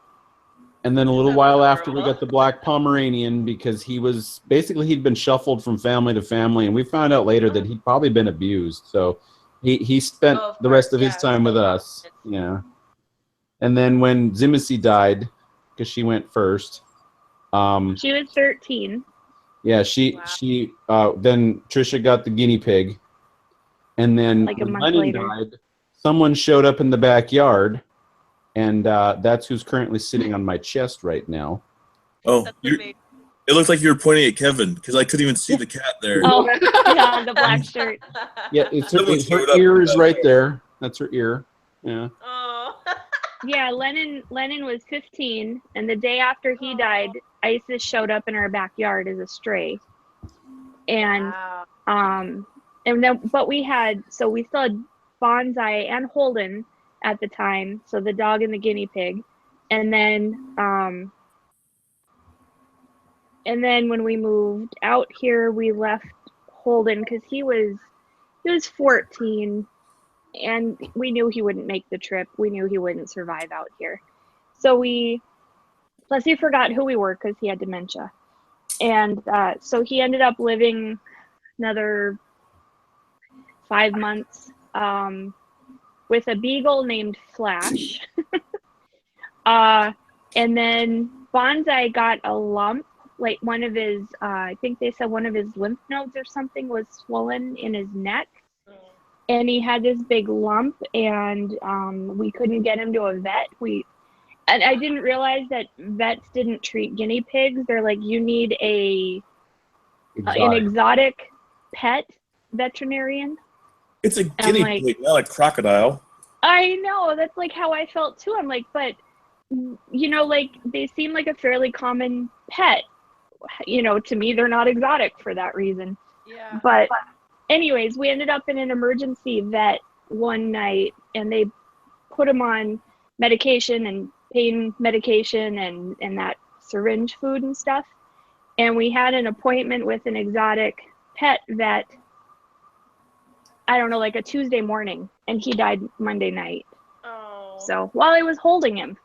Yeah. Well, at least he got to go in your arms. I mean, it's tough for you, but it's better for him. So.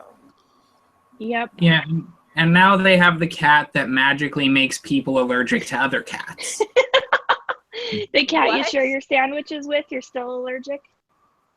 Yeah, the cat that lives outside my window, I now have to take allergy pills before I can hang out with him. That is insane. Maybe you're allergic to And the it only trees out started there. happening. Yeah, it only started happening when I got back from visiting you guys, and I had been sneezing around ISIS. That is so weird. I have to meet ISIS someday. That is a life goal now, bucket list. Well, if you ever, not that we have a lot of room, but we do have a spare bedroom or a couch, as Kevin found out. So if you ever have to come to Portland for a cosplay, you can always, stay and I'll gladly let you take care of ISIS. Oh yeah, I know, that's awesome. DJ gave me Thanks, crap James. about I like wanting to that. sleep on the couch, but it's so comfortable. It's little. On the couch, that's exciting. I have to curl up too much for it to be comfortable for me. Oh. Maybe it's just because I have so much experience sleeping on floors. Right? Maybe it's because you've been stabbed so much you've lost feeling in those areas of your body. Oh. Okay, it sounds like a lot, but being stabbed 3 times isn't really that much. I'm guessing It's 3 more Kevin, times than I've been stabbed. I'm guessing, Kevin, that you've been stabbed more times than the rest of us combined. Yeah, probably. Because DJ and I count for 0. And I don't know about Bob, but I'm pretty sure that number is pretty low. I was stabbed by a knife. I don't think that one was on purpose, though. I was stabbed by a pencil. I still have the mark from that. Did you do it yourself? No. Okay. No, I don't think I was ever I was stabbed while I was in the military, but that was from a friend, so that didn't count. Well, in that case, then none of Only Kevin's malicious count either. stabbing. Yeah, only malicious See. stabbing. I've been stabbed 3 times. I've been tased twice. I've been shot at. Evan! Are you just a dick to people or something, or what? I think I honestly annoy people. I don't know how, but it must. Something about me must really annoy people. And this is all Eugene? No. This was all before I moved to Eugene. DJ, I only moved to Eugene 6 months ago. DJ, when he stayed up here that weekend, did you have any sudden urge to kick him around? Not kick him around, but I really wanted to stab him. I mean, and I wasn't here, I again ended up talking to you guys through a computer, so I wasn't physically around to see if he had that effect on me. No, he gave me, he showed up, we did the show. Half the stuff I'd planned we didn't do because we lost track of what we were doing. We completely spaced out all kinds of shit. It's funny. Hey, man, can I just sleep on your couch? I'm going to stab that motherfucker. Bleed! Gotta get more drink. I can at least understand why the people had stabbed me. The tasing was unexpected, and honestly, the whole being shot at thing it only happened the one time, and that guy was just a horrible person just all around. And a horrible shot. Yeah, and a horrible shot. Well, I also kind of understand why he was trying to shoot me, because he was. Stop justifying. I was sort of dating his daughter at the time. Dating his what? Oh. It was a dad thing. A dad was shooting at you Yeah. because you Okay. were dating his daughter. Okay. We're all like, Yeah. okay. Well, you know, I've only been married twice, but I've had a lot of wives, and I've never been shot at in my life. See, I always thought that was just something that people talked about that never actually happened. Oh my god. But Speaking of many wives, Bob, son of a bitch wakes me up in the middle of the fucking night one night, and he's like, drive me over to we'll call him Jim. Drive me over to Jim's house. I'm like, all right, whatever. So I drive his ass over to Jim's house, and I fall asleep on Jim's couch because I was dead fucking tired. And then he wakes me up later and says, we got to go. I'm like, all right. So I drive him home. Later that next day, Jim is asking me, did you guys come over to my house last night? And I'm like, maybe? What do you mean maybe? I'm like, I don't know. I was asleep. Why? He's like, I think my wife's cheating on me. I'm like, I don't have any idea what you're talking about, dude. I'm sorry. Yeah, Bob. Yeah. I will give Bob credit though. Jim's wife was hot. You know who she reminded me of? Remember Punky Brewster? She reminded me Soleil Moonfry. Yeah. She reminded me of her. And I legit, I mean, had Bob not explained what had happened after I had talked to Jim, I still would to this day not know what the fuck happened. Because I literally fell asleep on the couch, they woke me up, and I drove him home. That was it. Now, after Jim and his wife had divorced, she asked me legit. She's like, "You didn't hear anything that night?" I'm like, "I don't even know I was at your house if it hadn't been for Bob." You really sleep hard, don't you? Yes. Oh my god. I was fucking tired. That's fantastic. Yeah, it was.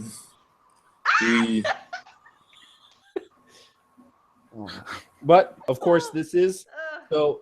When the new releases of the Star Wars special editions came out, Bob and I went to them in the theater. So we went to the New Hope one. And we sat down in this beautiful, wonderful theater. It was $15 a ticket. I probably made it about a quarter into the movie, and I fell asleep. And then Bob woke me up when the credits rolled, and I said, "Bob, I wanted to watch the movie." He's like, "You just looked like you were having a good time, so I just got tired." I'm like, "Okay, well, next week when Empire comes out, you're not letting me sleep through the movie." I get a little bit less into that movie than I did A New Hope, and I fall asleep, and the son of a bitch lets me sleep again. That's $30 down the toilet. I didn't even make it through the opening crawl of Jedi, and I was asleep. We did have a movie theater there, the Silver Screen, where movies were only like $1.50 to watch. This And was we would- not that place. We would go into one, watch it, and then like leave that theater and walk into another one, and then we'd be there all day just walking into them, and they didn't care. But this was not that place, Bob. This was no, the it wasn't artist one, the $15 a ticket one. But that was a great Oh, place man. to sleep. They had tables there. They had really comfortable chairs you can move around. I'd Nice. put one chair, turn it around to put my feet on, and then just kind of, I'd be out. It's like, let's go watch another movie. So- Is Miniver going to dive on us here? I might have to actually in like 10 minutes. Okay, well, because I mean, you had said that you were going to leave early, and I mean, we are technically only a half hour away from the 2-hour mark, but I know, and I've been having fun. I do have to bounce, but I appreciate the story so much. all of the Bob DJ stories are from before me. I was still in high school. I was in high school once, Yeah. And then you weren't, and I still was. and then I weren't. so Miniver, I'm going to ask you the same thing I ask anybody that has a great time on the show. Would you like me to send you links every week, and then you just decide to join once in a while if you feel like it? Dude, yeah, absolutely. If you'll have me, yeah. If we'll have you. I'm trying to, listen, for episode 250, which we are working towards, that's the next anniversary episode that I'm going to celebrate. I want every single person that's ever hosted on this show at the same time. Excuse me. I have so much tired in my face. You have so much face in your face too. But it's been great. You are literally the first special guest we've had. Woohoo! Woo! No, Yeah, that's Everyone else backs yeah. out. Pretty much. So yes, I will send you links every week, and don't feel bad if you don't click on them. And you either show up or you don't. No big deal. Always the same time though. Yeah, no, the weekends are actually really tough to nail down. As you know, since we've been trying to like actually schedule this, I feel like for months. Yes. Two. Well, I have been working to get two specific people on, you and a former host of Gamers Table, the podcast. And If you need any help like trying to ping people, let me know. Well, this is Brandy from Gamers Table. Do you know her at all? Maybe I probably know people that know her. Well, okay, so both of you have had a hard time nailing stuff down. When you actually said picked a date, today was the date, and you've stuck with it, it's been great. I still am trying to get her to. I told her flat out, "You pick the Saturday and we'll do it." And she's like, "Okay, I'll look at it." Well, I haven't heard from her since, so I'm going to send her another message. Well, you have to get that other Dirk Manning. That's for my solo one. I'm trying to get Dirk. Oh, you know who Dirk Manning is. I've heard the name. I don't know though. He writes horror comics, and he has a nonfiction book out called Right or Wrong: A Writer's Guide to Comics. Yeah. Oh, yeah. He is my favorite. I mean, isn't that over here somewhere? Yeah. The Right or Wrong is over there. Might have to move some of my pants and stuff, but I'm gonna move this for a second and see if I actually am. So hold up. It's Manning with two N's, right? Yes. Here's There's the cover of Right or Wrong that she's holding up. I'm pretty sure.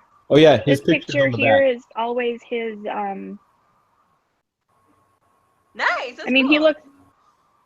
he looks nothing like that when you meet him. Yeah. Well, does he often go to comic shows? He's in like Artist Alley. Yeah, he's in a lot of them. So when in Wizard World Portland, I had heard Theo Rossi on a podcast, so I had to meet him, and he recorded a bumper for my Spectre show. Yeah. And then as soon as Trisha went to go work at Wizard World Cleveland, and I looked at the guest list, I don't know if she thought I was going to pick somebody else on that list, but as soon as I saw Dirk Manning, I'm like, that's the one. I want him. I started reading his columns when they started coming out on Newsarama, and then I checked all kinds of stuff out that he did, and now I own his Nightmare Worlds, and I read every column he put out. Now I'm reading his book, and yeah. So I've definitely like hung out with him. Not that like we would know each other upon sight, but vendors, after going to like so many shows, you end up just seeing everybody a bunch of times. So potentially, if he's at the next show I'm at, I could be like, "Hey, Dirk, do I have an offer for you?"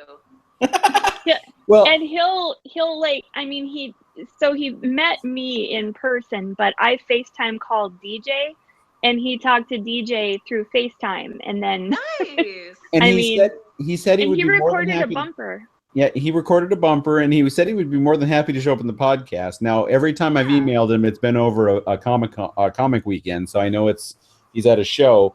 But I'm gonna have to ping him again because I haven't heard back from him. But I mean, he's of writers that I am interested in speaking to immensely. I mean, he's in the top 5. Yeah, for sure. Well, I mean, the offer stands. If he's at a show that I'm at, I'd be happy to like remind him that this is a thing. I need to make cards for this show, and then you can hand it out going, Dirk, you said that you would be on here. You should. You totally should. should. And I gave him one of your business cards for the website, but nothing specific about the show. Yeah, I'll ping him again. Maybe I should ping him from the emeraldspectre.com email address. You know, you still need to make us t-shirts. I do need to make us t-shirts, and now I need to make one for a Miss Miniver too, so that she can wear them at all shows. I hear she needs a woman's extra small. I mean, seriously, please. Just make up the design and put it on Redbubble. I'll buy my own. Yes.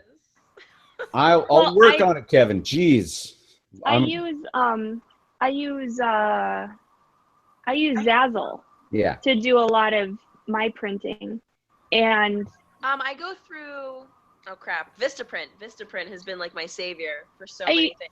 I use them for a lot too. With Zazzle, I get a lot of discounts, and I think I have $10 credit for my birthday yet too to spend there. And then we paid $10 a year, and we get free shipping all year on all of our orders. So, and I've gotten shirts from them before for my business. Very cool. But yeah, I like Vistaprint too. My business cards are through them.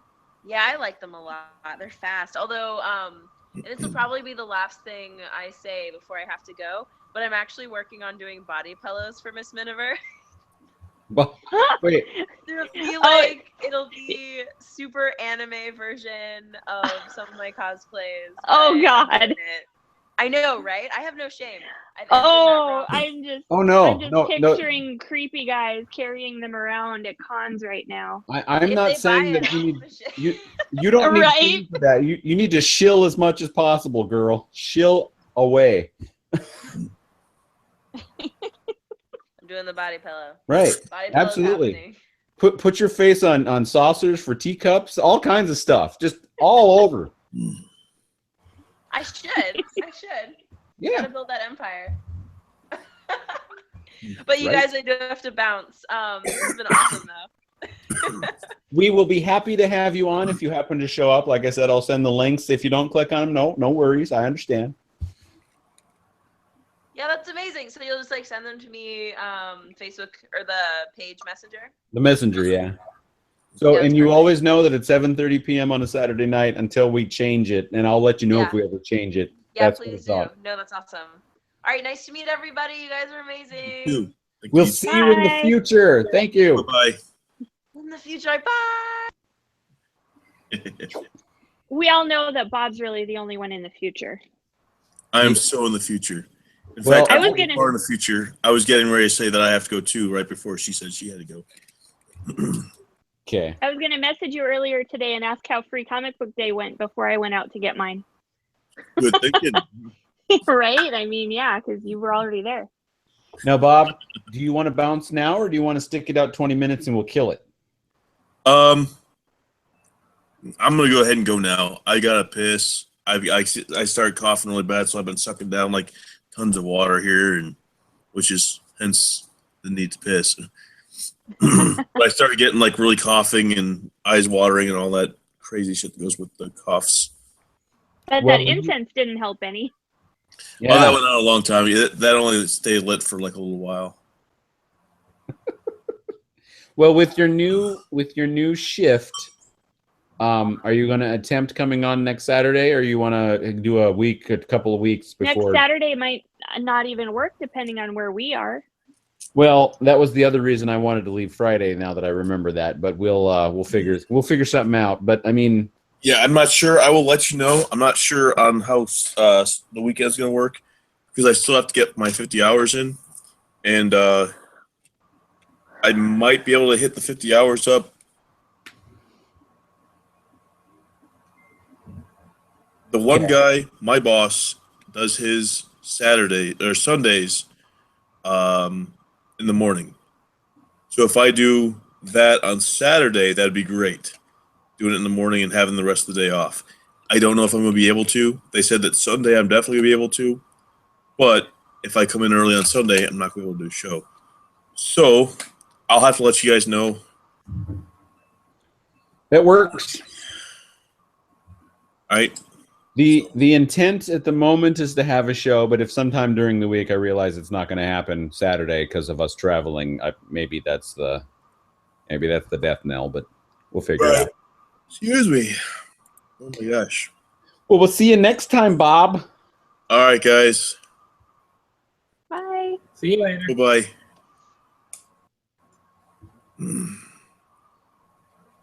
So, Kevin, Yes. on not the last, but the one before the last Greatest Show Fight series, Red Baron beat you. Which is bullshit. It was an out of nowhere thing, and what I am going to do is I'm going to have to tweak you because apparently you're not set to take a punch. Which is weird because I could before. I know, and you even when I brought us all up to the whole spreadsheet version of us, you were kicking ass, but all of a sudden anyone that's got any sort of focus on a punch, you seem to just fall over with a stiff breeze. So I'm going to adjust some of your perks and stuff, the behind the scenes stuff that nobody really knows about, so that I can give you more endurance and make it. I'm going to do more of you standing up focused rather than, because I think you got a lot of submission stuff going on and you just haven't gotten anybody to the floor, so we might as well stand you back up.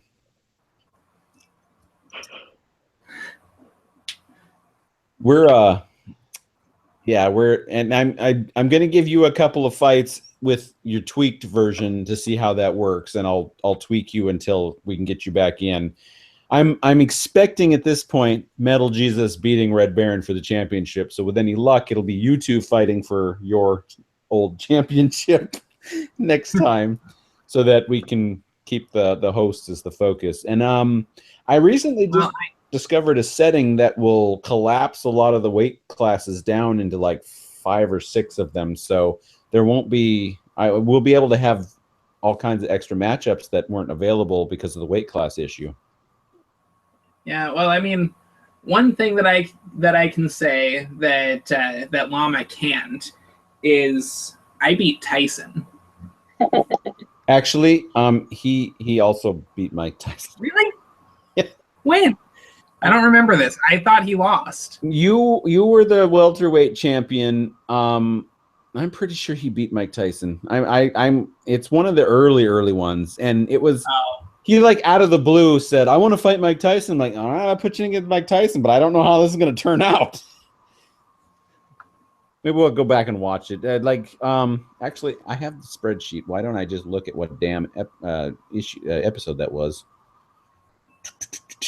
Desktop.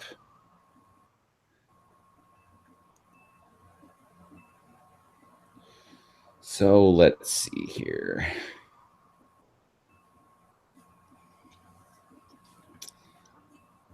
Come on, load. This is great viewing for everybody. But yeah, did you watch the fight at all? I don't think I watched that one.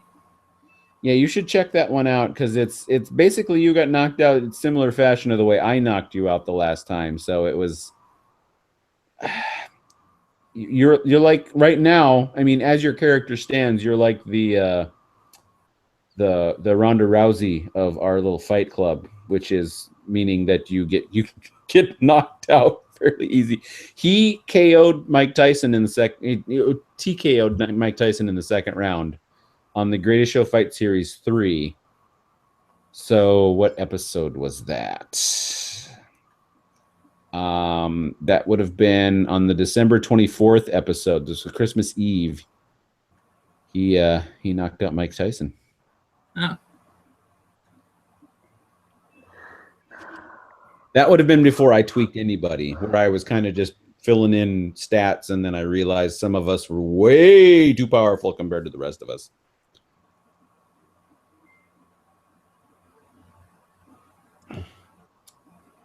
Yeah.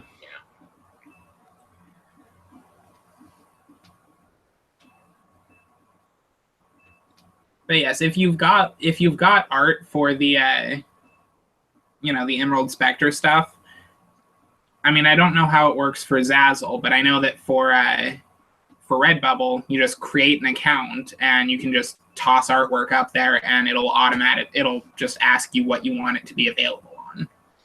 Yep. Well, I'm going to lock this in by saying, Trisha, why don't you go ahead and force me tomorrow to put all my logo stuff up for Emerald Spectre on Zazzle, and then I will create something specifically for the Greatest Show also, and then we can start looking at what the options are available there too, since we already have an account there. Yeah, and then like if we ever get going on the individual shows beyond yours that you do, yeah, those will have its own name and its own logo and stuff. So you should get going on that, by the way, because I'm already 13, 14 episodes into mine. Yeah, I know. It's just mine is like yours does a lot of different stuff, whereas mine, I'm trying to work out exactly how it's going to work. Right now, t-shirts are 25% off until the end of the night. Okay.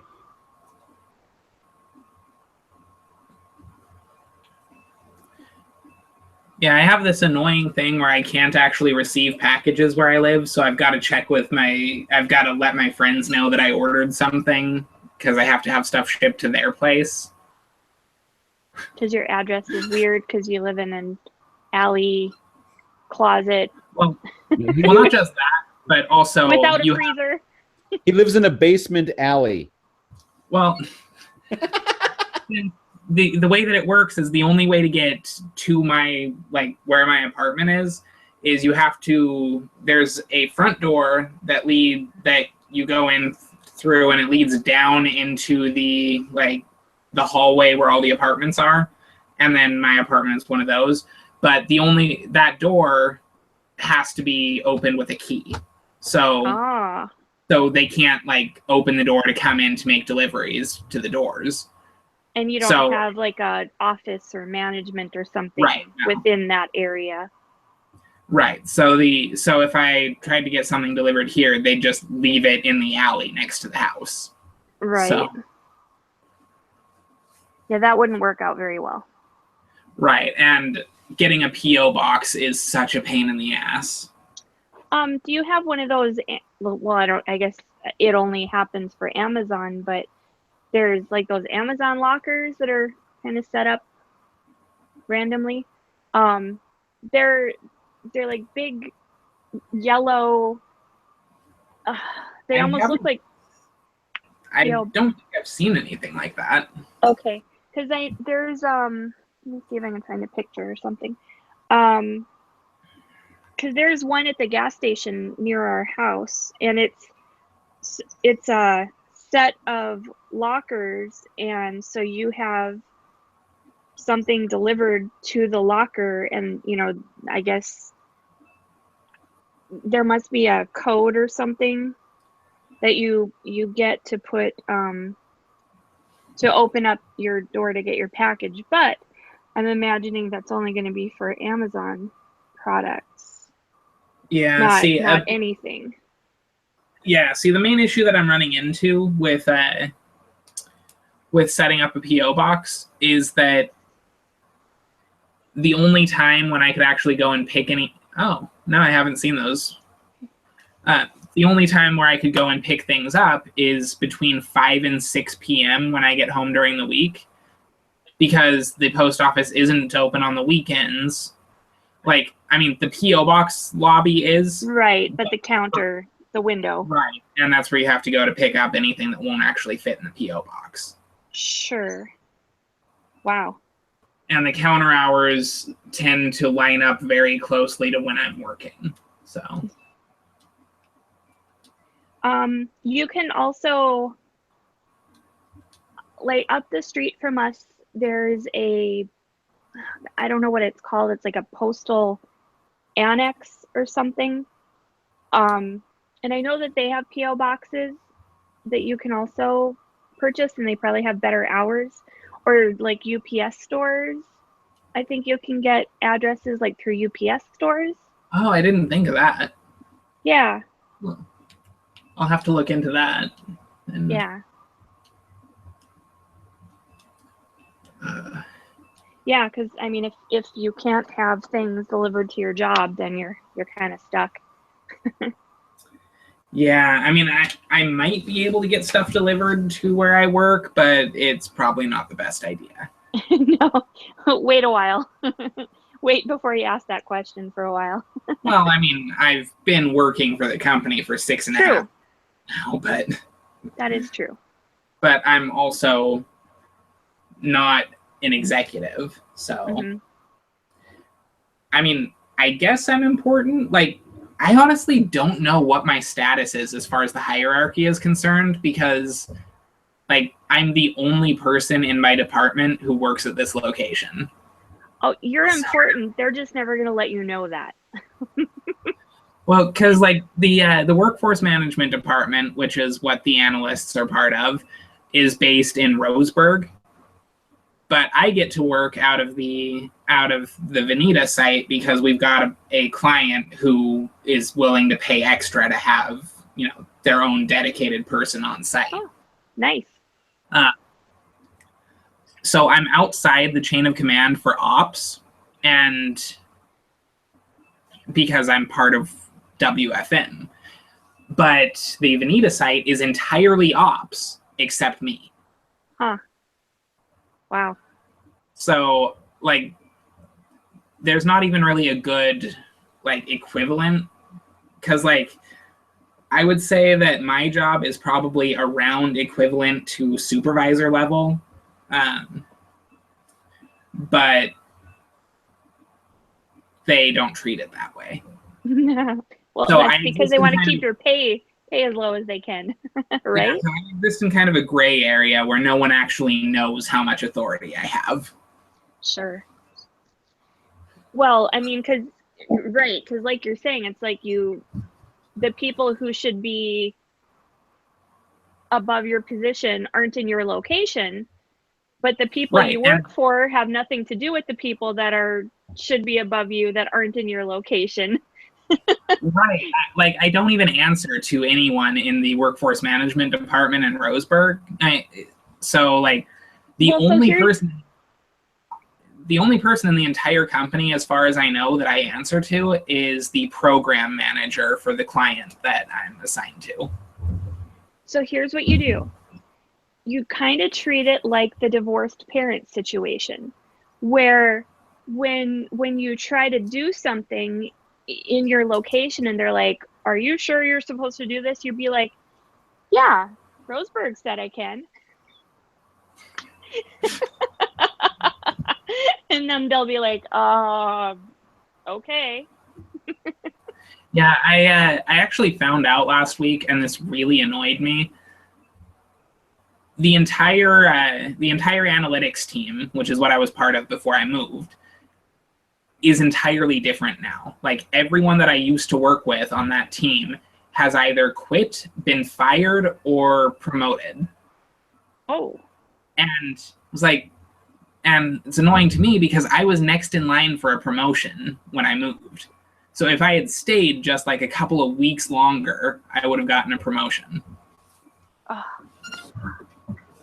That's kind of like DJ with the post office in North Dakota.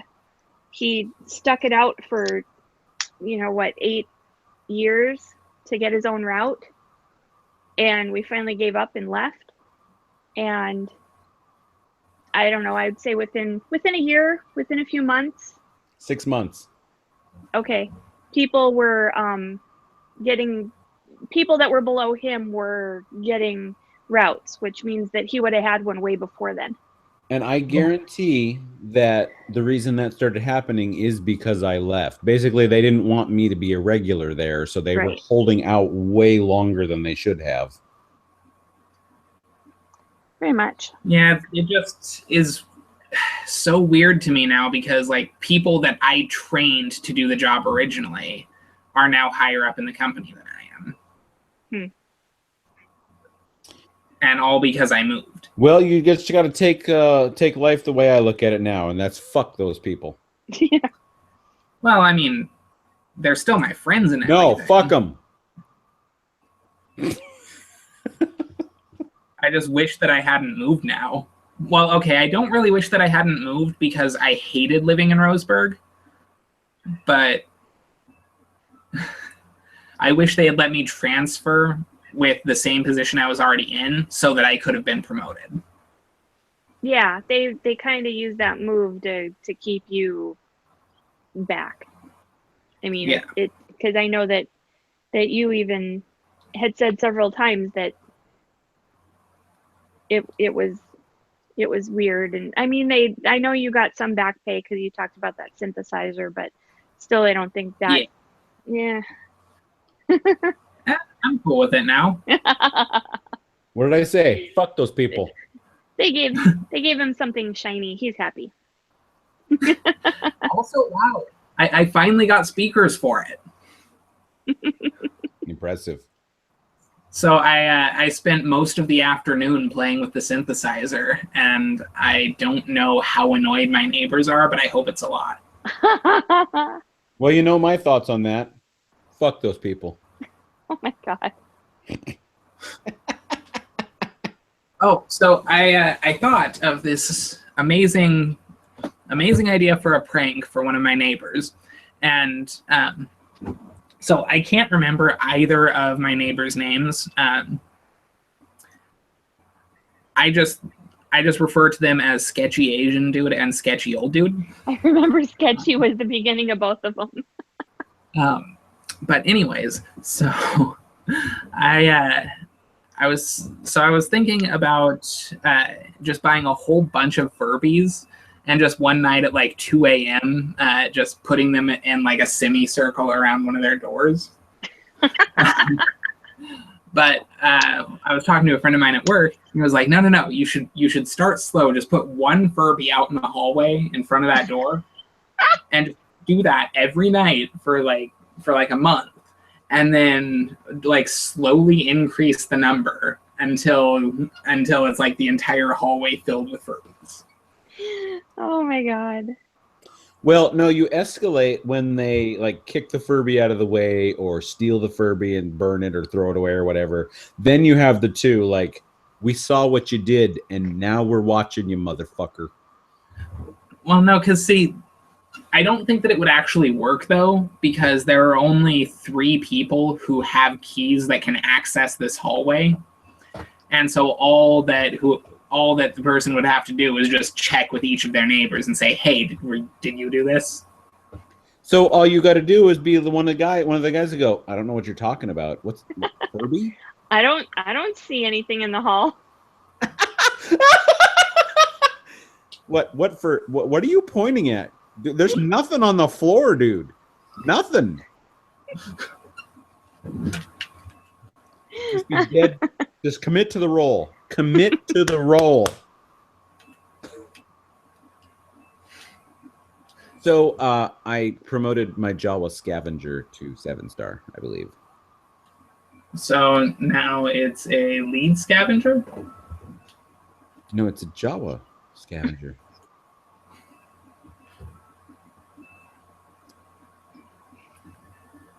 I'm honestly not sure if you're joking or if you didn't get the joke that I said. I didn't get the joke that you said. I'm old. I'm easily confused, Kevin. What's the joke? No, you ruined it. Now I'll never know.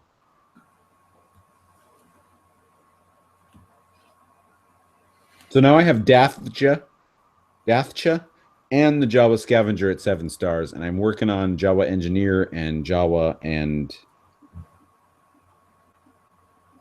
Chief Nebit. We've been on for about 2 hours, you said? Yeah, we have to get like a couple more minutes, and then we'll be on officially for 2 hours. And then, I mean, if we would like, we can certainly call her quits. It is late. So I was asking that question just to get a sense of time, not to get an explanation. Okay. Because I wanted to say that this is about how long the AirPods last using them as both microphone and speaker. Oh, okay. Because they are starting to die. Oh, all right. Well, so I can get about 5 or 6 hours out of them just listening to audio. But when you throw in using the microphone, they die a lot quicker. So I basically at this point, I'm just swapping them back and forth and charging them. So I'm just using one right now. Gotcha. I'm so afraid I'm going to lose them. So I haven't actually canceled my my cell phone contract yet. So right now I've got 2 phones, and I keep getting confused about which one I'm actually supposed to be. Are they the same phone? No, one of them is the iPhone 7, and the other one is the Samsung. But like when they're both laying there on the bed, I can't remember which one is which. So the iPhone 7 is the phone that you canceled? Well, I haven't actually canceled it yet. Oh, well, since there are 2. You're right. Yeah, I guess the one that you're. What I'm asking is, do you get to keep the phone or do you have to give it back? Oh, well, I finished paying it off a while ago, so I would keep it, but the screen's all cracked and stuff because it's an iPhone and it has very little durability. I've never cracked an iPhone, and I've had them since the 4. See, I've had smartphones for forever, and the iPhone is the only one I ever have broken. And for me, I've repeatedly broken. Well, no, I haven't actually. Androids just repeatedly wouldn't work. But before smartphones, those are the ones that I would always break. Back when flip phones were still a thing that people had. You know, I think I only ever had one flip phone. I only ever had one flip phone. I mean, I remember we had the same one. I remember we had one that slid open, and I remember having one that also slid open and had a keyboard underneath it. And I remember that chocolate one that you had and Sean both got. Of the flip. Well, that was a slider, yeah. Yeah. I had, because it didn't have a keyboard. It had, I mean, it, yeah. And I had, I mean, cell phones practically didn't exist until we were out of high school. When my first cell phone broke and I needed it fixed, the company gave me a loaner, and that was a flip phone, but I don't count that one because it was a loaner. No, we had like a silver flip phone for a little while. I remember at one point. It was one of our very first phones that could take pictures. See, smartphones have been around since back when I was beginning high school. So, well, also North Dakota you couldn't get them. Like, they weren't available. Really? Oh God, yeah. And the networks, even the networks took forever to get built out there to have decent cell coverage. Why does anyone live there? I don't know. We don't know. Because they were born there, and because their family is there, and because they don't want to go anywhere else, because in North Dakota, they're big fish in little ponds. They don't want to go anywhere else that's not, completely 100% centered around them. See, I am fully aware that where I live, I am just one of the nameless, faceless hundreds of thousands of people that live in this city. And I like that. Me too. That's what I love about being out here. I love knowing that I can go anywhere and not run into anyone I know or have ever known or will ever know. Yeah. Like, actually, this afternoon was the first time I've ever seen anyone that I know outside of, like, actually setting up times to hang out. And even then, it was just some random person that I remembered from work. I know that, I mean, sometimes with DJ, if we're driving down the street and you pass a mail carrier, he sometimes knows them. So that's a work thing. But, like, as far as me seeing anybody anywhere that I have any connection to, it doesn't happen. In almost 2.5 years, I have seen one of my neighbors on the streetcar downtown by Powell's Books once, and that's the only time I've run into anybody that I've known anywhere. So yeah, I love it. I love not knowing people. I love not being I guess feeling I don't feel obligated to waste my time on anybody here. Yeah. Well, also, it makes me feel it's nice to be anonymous because like the people that you're passing on the street, if you happen to like trip over something or whatever, you feel that momentary surge of embarrassment, but then you realize you'll probably never see any of these people ever again. Right. Yeah. I know we always said about Bismarck, you know, we knew people there, and there would always be the, hey, let's hang out, or you'd find out that your friend planned something and completely excluded you. It's like, we don't have to deal with that bullshit anymore. Which is great. Because out here, it's either let's do something or I'm not going to invite you. Okay, great. There's no bullshit figuring out a social why you weren't invited or finding out these things in posts. I mean, I'm so sick and tired of a small town, 65 people do things, and you're the one that gets excluded because someone in that group didn't like something you said 64 years ago about their dog. I mean, it's just a fucking ridiculous bullshit that you don't have to deal with anymore here. It's great. Well, and I think our problem with North Dakota was it's like you could never get out of high school because nobody leaves there. So you deal with the same people all your life. And out here, we don't have to see any of them, except my brother. And we hardly see him.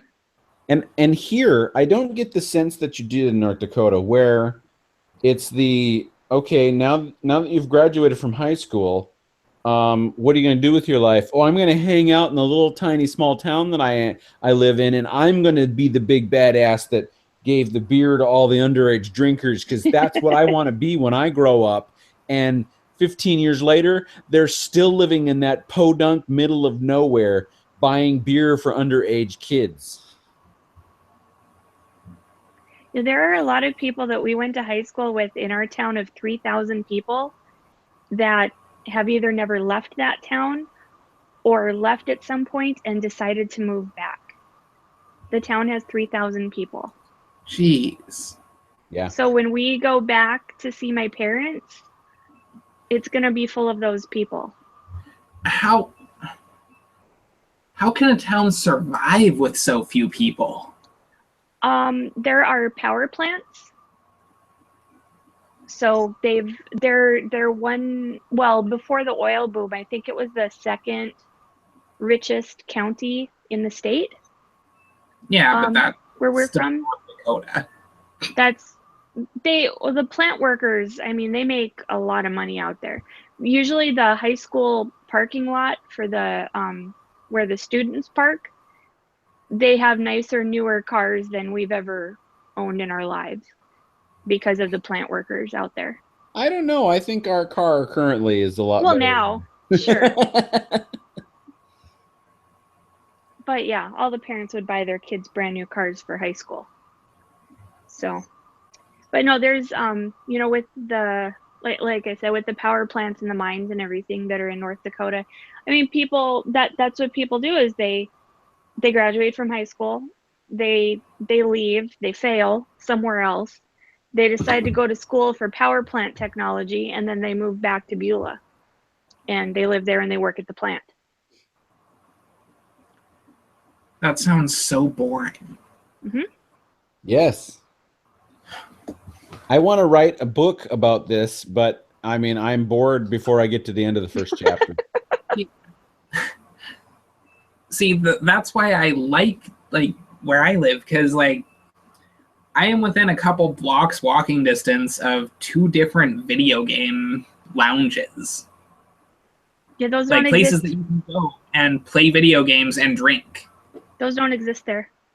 They might, right, maybe yeah. in Fargo they do, but nowhere near where we were, and certainly not in Beulah. Bismarck, where we moved from when we moved out here, they have one comic book store, and the guy is online begging for money because the winter, they got hit with a whole lot of snow this winter versus a lot of past winters. And so, things like shipments and stuff couldn't come in. So basically, this guy, didn't have his inventory was stuck on trucks and such on the interstate and couldn't get to his store. And apparently then the customers couldn't get to his store. And so the bottom line is like he's going, we're out of money. And unless we get bailed out, we have to close. So that's the one comic book store in Bismarck, because they can't even support, something like that. Basically, the drinking portion of what you're telling us is fully 100% supported in North Dakota. The video game part wouldn't be. People go out to bars and drink constantly, but they can't do anything while they're drinking because they're too busy drinking. Right. But see, they're not drinking to have fun the way that we are. They're drinking because they have no other options. Yes. What do you want to do tonight? I don't know. Drink at the bar, not a bar, but the bar. Well, no, that's the one thing that's plentiful out there. There's nowhere that has a bar. Now, no. Zap has a bar. Well, Zap has under 100 people. Yeah, it does. And they probably don't even have a grocery store, but they do have a bar. Yep, and some churches. Don't forget churches. Yes. I was out walking around today after I got my... That's something else North Dakotans don't do. But anyway. But anyways, I passed like 5 freaking churches within a couple of blocks of my apartment. Downtown. Like, why are there churches in downtown? I have thought that there are way more churches out here than I expected before we moved out here. It doesn't make any sense. Yeah, because you've got a city that is so big that you have to walk for like half an entire day just to get from one end to the other. And there are still like 3 churches each block you pass. Yeah, there's one just, probably, let's see, we're 2 blocks away from us. But after that one, I can't think of any other that's very close to us. I guess maybe east of us ways. I told you guys about the one that's just like right up the street from me. That's the Church of Christ Science, right? I think that sounds familiar. Wait a minute. You used Christ and science in the same word, and that doesn't work in the same sentence. Okay, so it's the Church of Jesus Christ, scientist. Okay. So like Jesus Christ is a scientist with the way that's phrased. I need to go to one of the services one of these weeks and just like see what their sermons are like. That's oh, hey, because I can totally get behind Cyborg Jesus. Cyborg Jesus. Okay, so I guess I'm wrong. There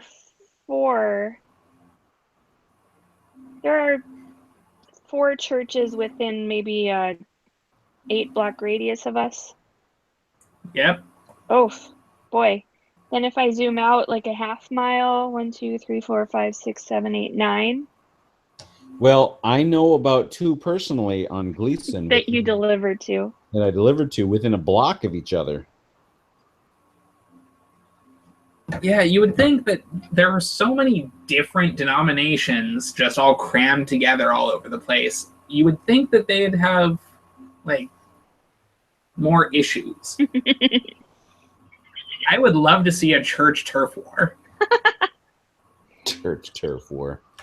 There's a Jehovah's Witness across the street from a Methodist church with an American Filipino Christian church kitty corner, and then St. Mary's Romanian Orthodox across the street.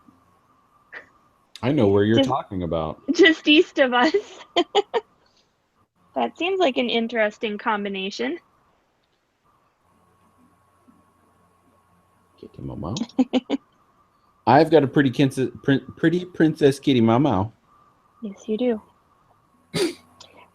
There's a church that has this weird symbol on it on Stark. It's like a circle with a triangle in it or something. And it makes me think of The Following or whatever that TV show is that I don't watch on Hulu. Okay. Trying to find it on the map here. Oh, here, and it's got a creepy name even. It's called Servants of the Way.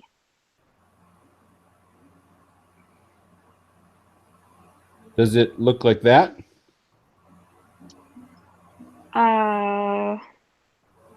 Yeah. The sobriety circle and triangle symbol is the symbol used by Alcoholics Anonymous. That's okay. Maybe that's not the. Let's see here. Or is it like one of these? Let me look at the picture again here.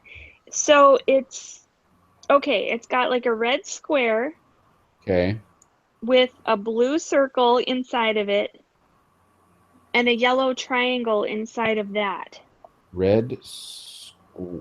Damn it. Square. What color? What's the next color? Blue circle? Yeah. Yellow Here. triangle. I found it. Yeah, it's this here. Okay, so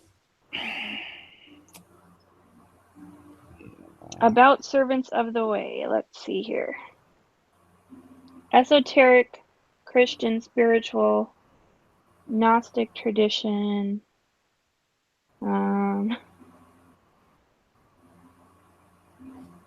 yeah, I can't really find anything that looks like that exactly. Just look up Servants of the Way. Servants of the Way is not a group or organization. There is nothing to join. There is no charge for the work we do. It is a source of initiation into the way.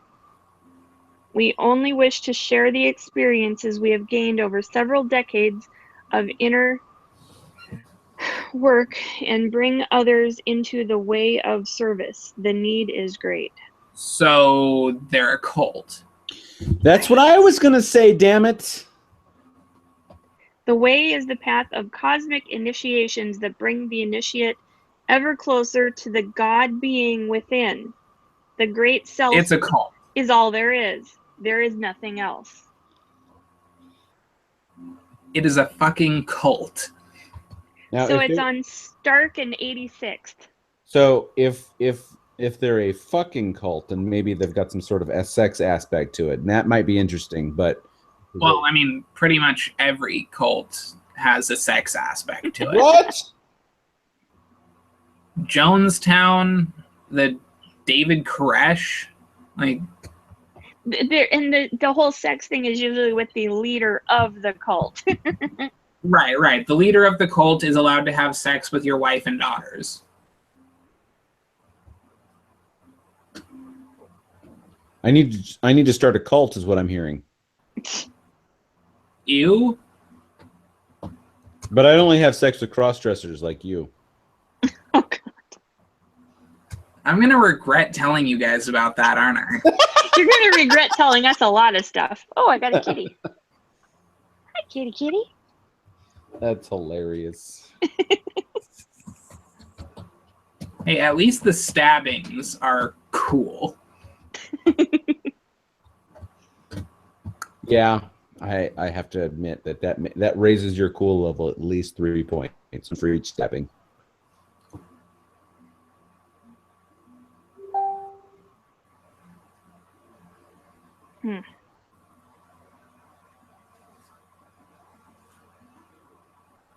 Oh my. This Servants of the Way will do a wake-up call. A daily audio mini message to ponder, listen to, and pray about on topics that matter. So it's a mind control cult. How weird. Miss Miniver just said, I said that next time she's in Portland, we totally gotta go out for drinks or something. And she's like, yes, I have to meet Isis. And I said, absolutely. She's part snake too. Only when she's Bitchy kitty. Bitchy kitty. Oh, but speaking of Portland, when is Rose City again? September. I'll tell you exactly when. Look at her cult pictures. Here's the cult pictures. Yeah, see, that is definitely a cult. Rose City Comic Con is September 8th, 9th, and 10th. Okay, so I definitely have to go to that. I have that whole week off if I want, but I'm probably only going to take the Wednesday, Thursday off. I don't know. Yeah, see, I need to figure out a cosplay for it though. You can go as. Also, this year, starting this year, they're doing a 3-day show. Of course, not that you have to be there 3 days, but it's going to start Friday. Well, what I was going to say is you could be Steampunk Sinestro, and I could be Steampunk Green Lantern. Kitty, kitty. I don't know. I don't think that I could pass for Sinestro. We just paint you pink. No. See, I'm trying to think of characters that I already somewhat resemble. Oh, so well, I mean, if we go back to the North Dakota conversation, you do kind of resemble creepy guy that refuses to leave town. Gee, thanks. Nick. But he's only leaving because he doesn't have a car, not because he doesn't want to. And there's no public transportation to get him out of there. Kevin, it's late. I'm picking on the low-hanging fruit here. Got a lot to do with the fact that my foot was swollen earlier, and I think I'm okay now, but my toe feels weird, which is what caused the whole issue in the first place.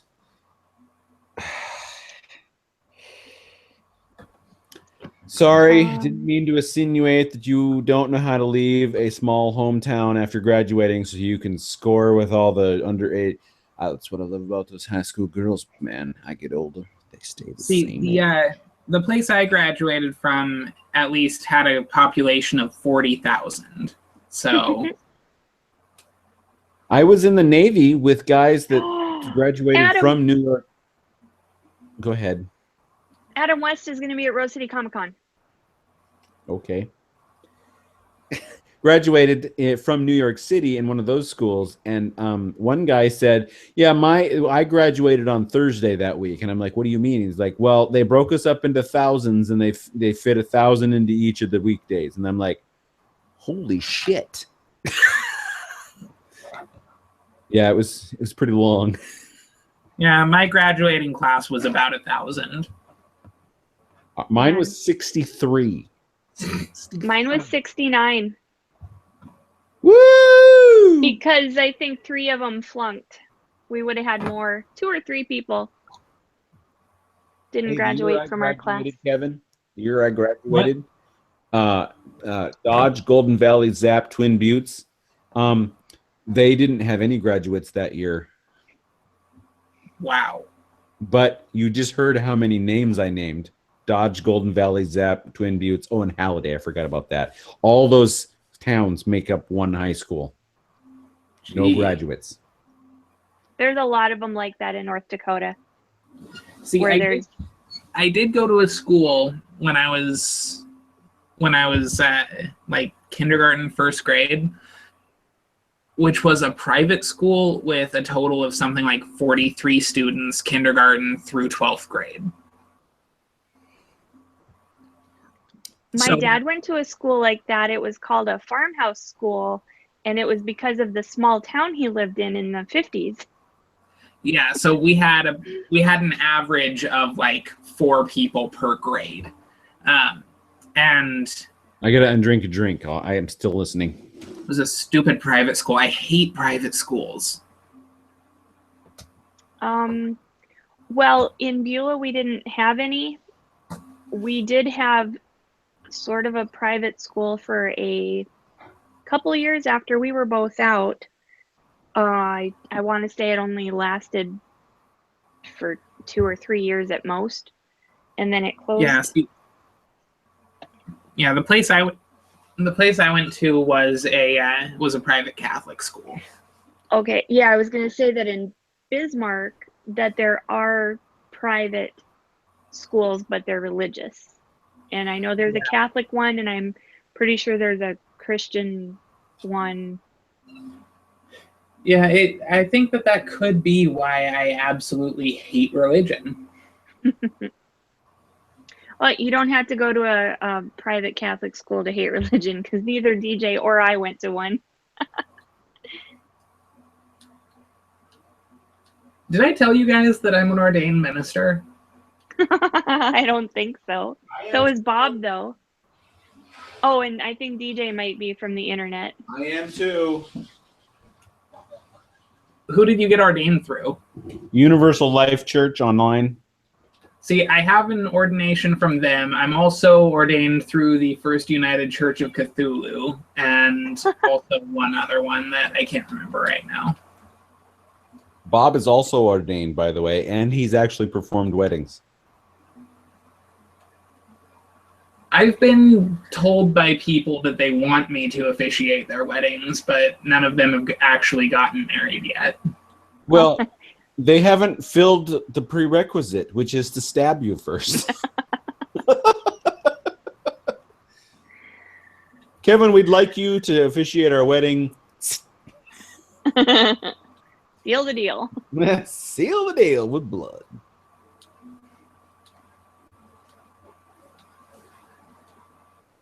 See, I think that in order for me to actually want to officiate someone's wedding, it would have to be like the right kind of wedding. Like a Betazoid wedding? Well, like a friend of mine a couple of years ago was talking to me about when she gets married, she wants to do like a Halloween themed wedding. And I would totally officiate that. But like regular, just boring vanilla weddings, not really worth the time. Did my Betazoid wedding joke go completely? Did nobody catch? I know. I have no idea what that. Okay, so Deanna Troi on Star Trek: The Next Generation is a Betazoid. So a Betazoid wedding is everyone that is in attendance of this wedding is buck ass naked. It's Betazoid tradition. I don't think I would want to witness that. There's a serious gun battle going on outside, or someone is hammering on something they shouldn't be. And of course, now it stops. Now that I've quieted down. See, something I've learned about weddings, based on the ones that I've attended, is that at least 3/4 of the people in attendance you don't want to see naked. Well, you know, like the grandmothers and grandfathers. Yes, you don't want to see them naked. Right. Plus, some people are just ugly. Yes, there are lots of people that are just ugly. Not me, though. I'm beautiful.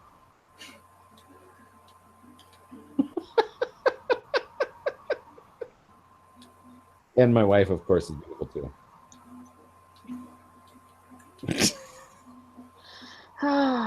Oh, if you see DJ's profile picture on Facebook, it's our wedding picture. Yeah, I saw that. You both look so young. Well, it was 19 years ago. So how old were you guys at the time? I had just turned 20 the week before. So I would have been 22. Wow. Yeah. You And don't really I had hair back then. see. It's weird because like it's a picture of you two younger than me, but it's hard for me to. Like, And me, I was only 22, and that was my second wedding. And we were both skinny. We were both skinny. It was awesome. I could not do that. Like, I honestly don't think that I could ever get married. You can. It'll happen. No, see, like, I honestly can't imagine a time when I would want to. See, and you'll know. It'll happen, and you'll be like, this is it. This is the one. Meow meow. See, I noticed that you said that you had hair back then, but this picture cuts off right at where your hairline would begin. Now, So this I Click was, on it. physically, yeah, click on it. Try clicking did. on it. I did. Oh. Oh. So there is no visual proof that you ever DJ, had. the picture's right above your head. Oh, yeah, there we go. No, that was way before the balding happened. Oh, come on, don't get stuck. Oh, there we go. Wow. Let me wipe us off. We're kind of dusty. Yeah, we are. All right, clean that puppy up. And then we'll make me the primary so everybody can see see our beautiful faces. See, plenty of hair up there. That's not coming through very clearly, but I believe you. Wait, here. This might help a little bit.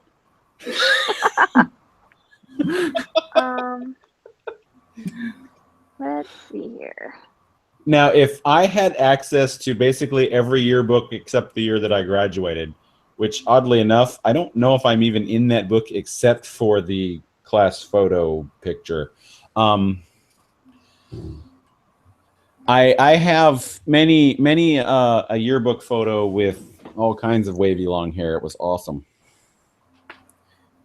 Yeah, see, I think my senior picture for high school, I didn't have my hair tied back. I had it just long and over my shoulders, and it came down to like almost to my waist. I had super long hair. So the year that I had super long hair, I basically managed to avoid damn near every single photo ever. So I have a photo that happened when I started growing it, which there was quite a long mullet going on. Yeah, I had a mullet. And then right after I cut it off, because I was going into the Navy, so I cut off basically at the neck the hair. So I have like a big poofy top head from what was left. So I don't really have any pictures with me with the super long hair that I did all kinds of neat stuff with. I'm very sad that I cut it off. Very sad. See, I have barely any pictures of myself either. There you go, Kevin. Right there. Look at that beautiful mane of luscious forehead. You have such a huge forehead. It's an 8 head. Okay, it's a 5 head because it's 5 fingers. Now the forehead. Wait, hold on. Damn, I swear there's a gun battle out there. I've always had a big forehead, but if I think my hairline used to be right about here. The closest hair that I have now of any substance is way the fuck back here. So it's even bigger. Yeah, so I'm gonna let you two chatter a bit. I'm gonna open up the door to see what I can hear, and I'm gonna shut the mic off. So. Okay. I have an appointment to get my hair cut and colored before we go back to Beulah so that I can horrify the state by having colored hair. Yeah, I need to get my hair cut, but I honestly have no idea what kind of haircut I would even want. Because What I've got right now is just the result of putting it back into a ponytail and just cutting that ponytail off. Wow, mine is boy, mine is quite long compared to this. Because this was the first time I got my, I think this was the first time that I got my my asymmetrical cut with the color. So I have to go at least 2 inches off the short side and a whole lot more off the long side. And I'm gonna have her, I might have more hair colored too, but I'm thinking about getting something that fades from one color to another, like turquoise to green or Yeah, green to pink. Also make sure that it's like a pixie cut or a mohawk. Well, just getting an asymmetrical haircut is crazy enough for North Dakota to not understand, because your hair is longer on one side than it is on the other. I did think about doing that whole color fade thing with my beard and then letting the top color be yellow so that when my hair grows out a little bit, my blonde just melts right into the yellow. But I'm also thinking of not doing that and just having Trisha. She's definitely going to braid my beard while I'm gone. So I'm going to have a Viking. I'll take pictures with it. Viking goatee looking.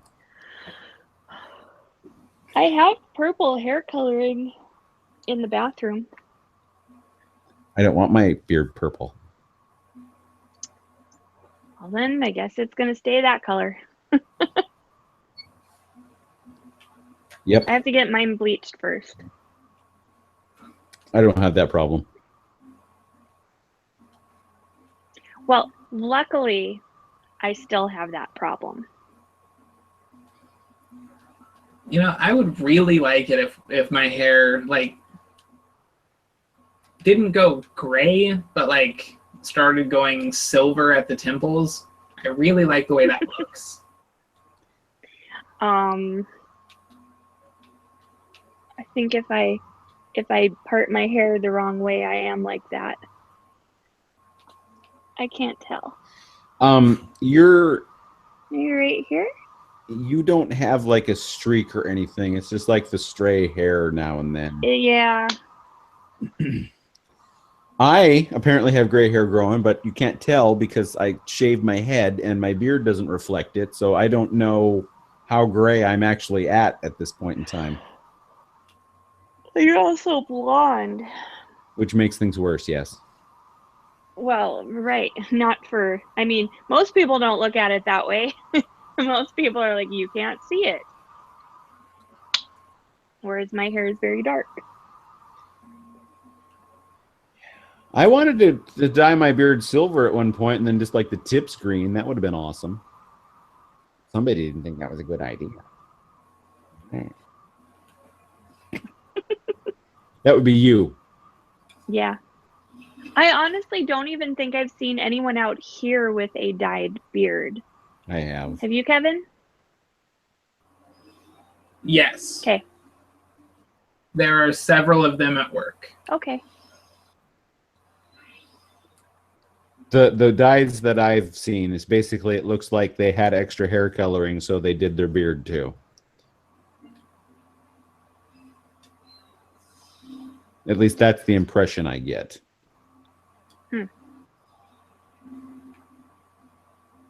So unless I start buying those Halloween wigs with the solid color just to wear on my head now and then, I guess the beard is the only thing I got to play with.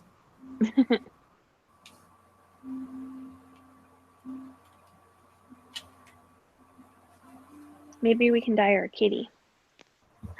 We can put a stripe on her. I believe that all of us, including the person doing the dyeing, as if that was a third person, would all suffer greatly. So I don't like that idea. Oh, okay. See, my grandma used to have a white dog. I can't remember what breed it was, but she used to take Sharpies and just draw on him. Oh my God. A poor dog. You would just lay there and just let it happen. Like it's kind of like getting petted. With a Suppose as long as it doesn't lick it. Yeah. That would be the problem. I know, just where Isis can't reach. And she You know, always, like she would draw a black circle around one of his eyes. Oh, I have no idea why. She sounds like an idiot. There's a spot on Isis's back that she can't reach. And I know this because I like to put Scotch tape on it to torture her. So that's the spot we can die and not have to worry about her eating it. Well, yes, Kevin, I feel like you have questions. I don't have questions. I have condemnations. I also have some condemnation sitting on the kitchen's. Oh, those are condoms. Never mind. When the kitty is mean to me, I torture her back. It's true. Right, kitty kitty? She's part snake.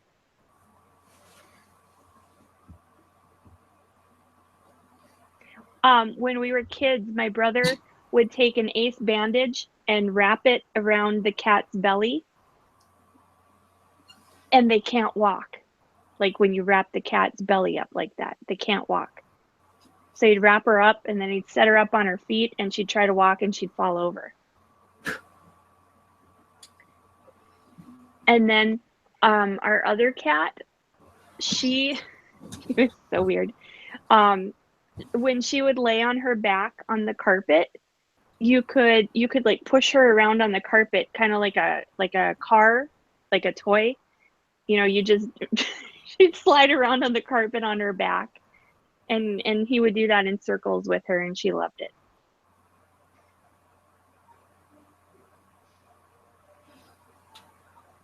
Kevin has many questions right now.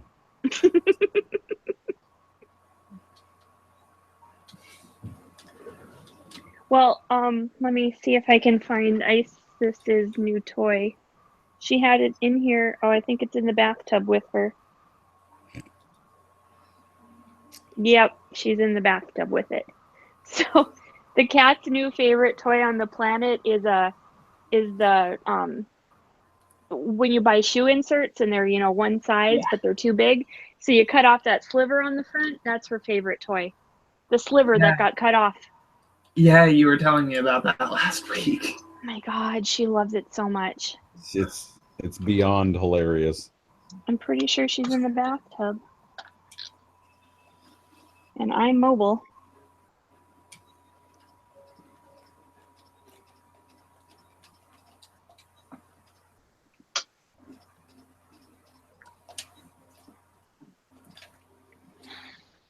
Hi, kitty kitty.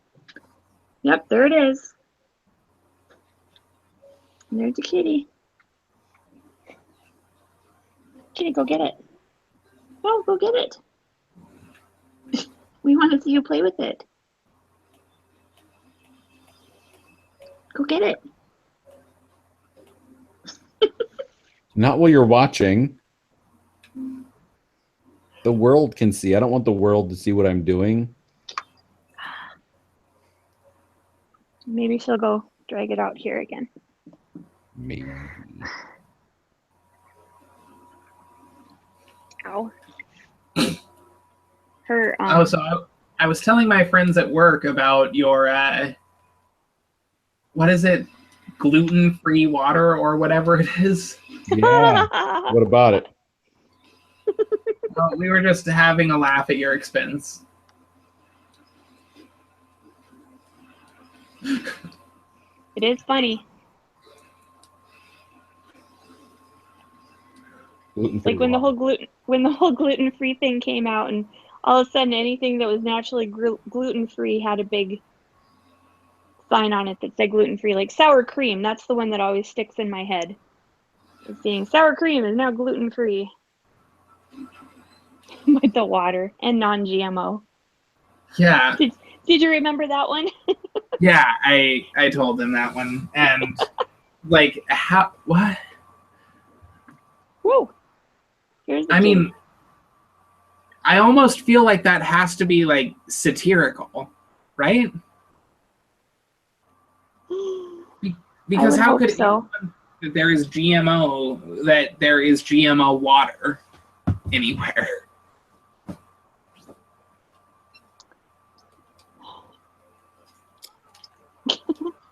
Do you really want to ask these questions, Kevin? I mean, really? Some of the answers will be scary. I don't want to, but All right, I got you and the cat up, hon. Okay.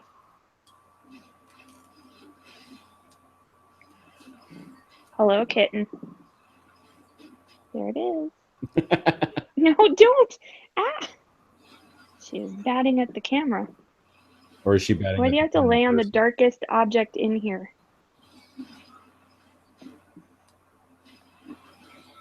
Oh, God. Take it away and throw it, but I know she's going to hurt me. You laugh. She usually... Ow!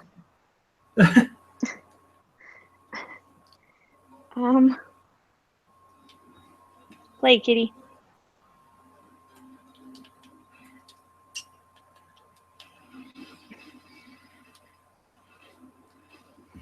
Okay, I'll stop watching you. Now you can play. I feel like cat ownership is in some way related to Stockholm syndrome. And there she goes.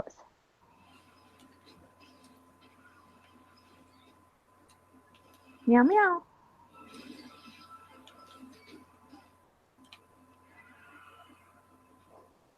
Get it, kitty.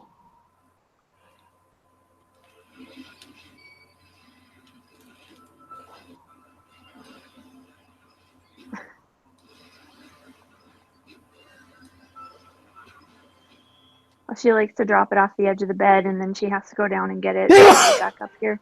Whew. Yeah, she does that. Oh, now I see that DJ's ignoring me too. I'm not ignoring you. I've already seen the kitty do all these things. But it's still fun. Off the edge of the bed. So I Right at the got end of her involved I got involved in the discussion the other day at work about how parental affection is just a form of domestic Stockholm syndrome. And there were lots of people who wanted to argue against me, but none of them could come up with any actual arguments.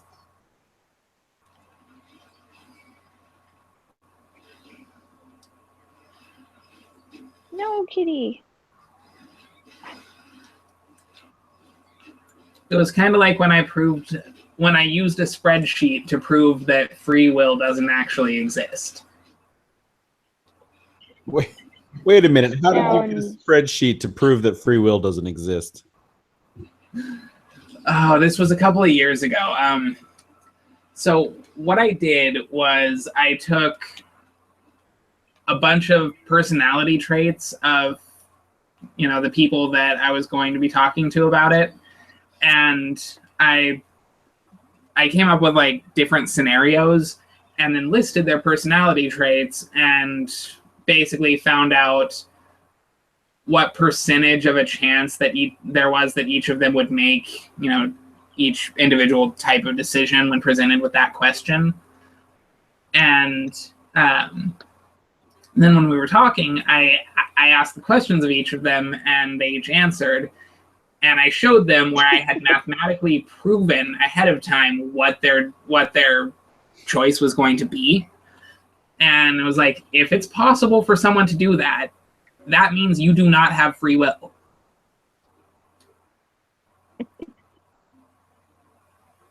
That's like the thing in Westworld. Yes. Have you seen Westworld? Yes. See, the thing with is, like, that Western chick. You mean the madam? Yeah, when they showed her, she's like, this is free will, and they're like, no, it's not. It's in the script. It's right here. Right. I mean, because every decision that any human being will ever make is just the eventual output of a computer program based on your previous experiences. Very true. The only way for you to make a decision that's based entirely on free will is to make the decision based entirely on instinct, which still proves that you don't have free will. Well, I could totally swipe your test off the map, but I would be your atypical test. I would be your chaotic element that you would have a hard time fitting into your statistics. So I'm the outlier. See, I feel like you think that, but only because you now know that that's something that I did. If you weren't aware of that beforehand, you probably would answer with what your most likely answer would be. Most of the online Facebook quizzes, I answer in a chaotic manner specifically to see how fucked up I can get the answers to be. That's as close as I can give you as an example, though. Okay, but do you do that during a normal conversation with friends, though? Well, that would require me to have friends to have normal conversations with. I guess we do this on a weekly basis. Yeah.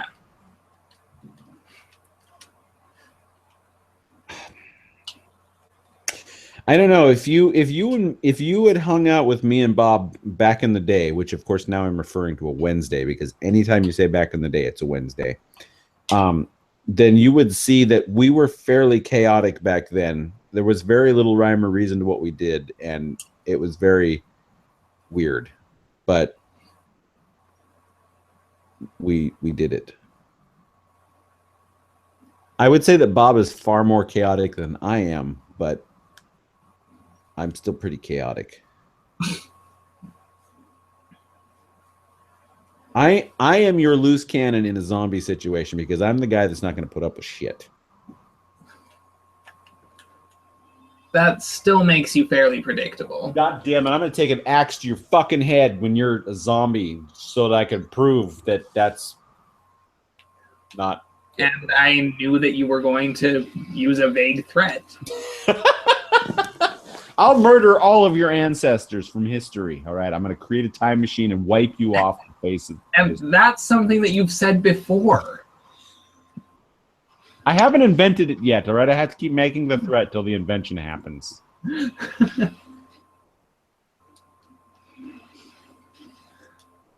But yeah, once you know someone and have talked to them enough, you can predict their response to almost any situation. I do get that. Yes, if I was going into something and you were looking for honest to goodness responses, you'd probably get a lot of mine right. There will be, like I said, the outliers. You'd be like, what? Why? And then that would throw things off a little bit. But it's gonna be just enough to make you go, I don't know what I did wrong here. Yeah, but then again, I can prove almost anything using a spreadsheet. I can program almost anything using a spreadsheet.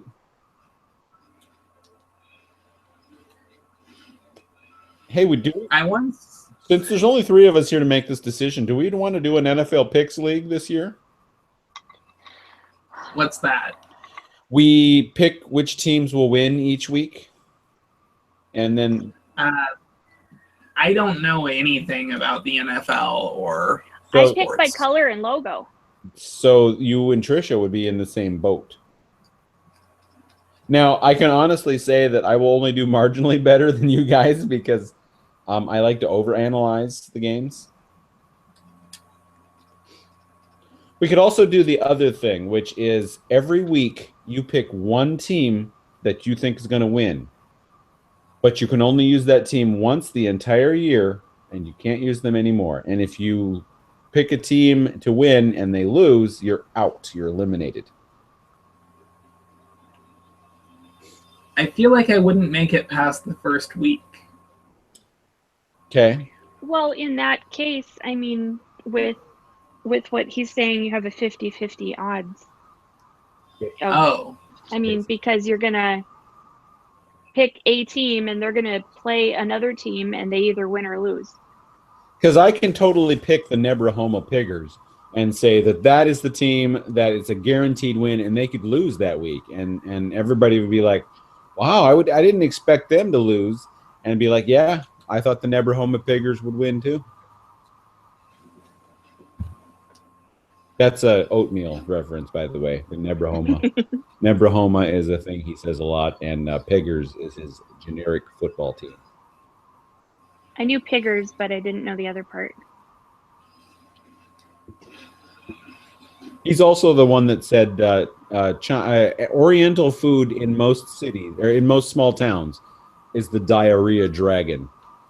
Oriental food in large cities is all like Vietnamese and Chinese and Japanese and all the distinct different versions. So, because small towns can't afford to do a Chinese only, like Beulah wouldn't survive with a Korean restaurant. They have to do the diarrhea dragon. I hear they have a Mexican restaurant now. We better eat there before it closes. Yeah, that'll be the...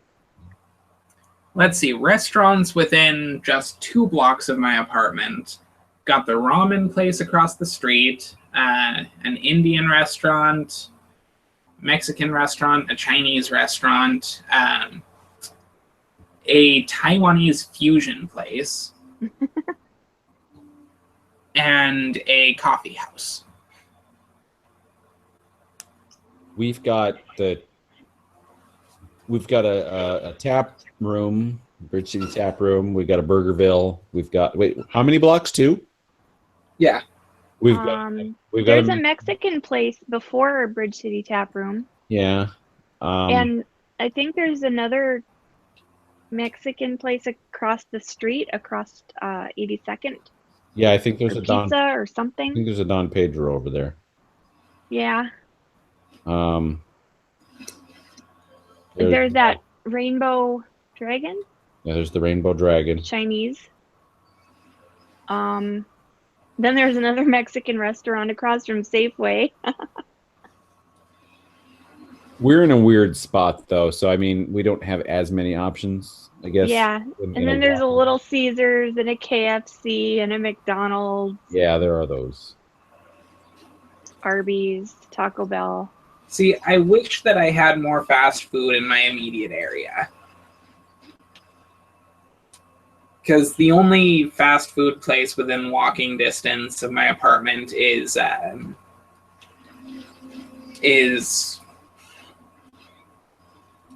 Subway. Everywhere else is actual restaurants. But as far as healthy eating goes, I mean, that's as good as you're going to get, I guess, for fast food. But I know that you're probably looking for the greasy burger once in a while. I haven't had any burgers since I moved into my new apartment because there is nowhere around here to get them. You know how to fix that, right? Get a license and a car. I made burgers earlier this week at home. Yeah. Or you could get a bike and ride there. Yeah, I mean, I could just buy hamburger patties from the store, but I don't have anything to cook them on. Nor do you have any place to store leftovers or ice cream, as we have learned. Well, he has a fridge. He doesn't have a freezer. But is his fridge full of beer and whatever else he's drinking? No, I actually, it's the exact same these that I haven't, because I bought a 6-pack of these and I drank one during the last show and then this one.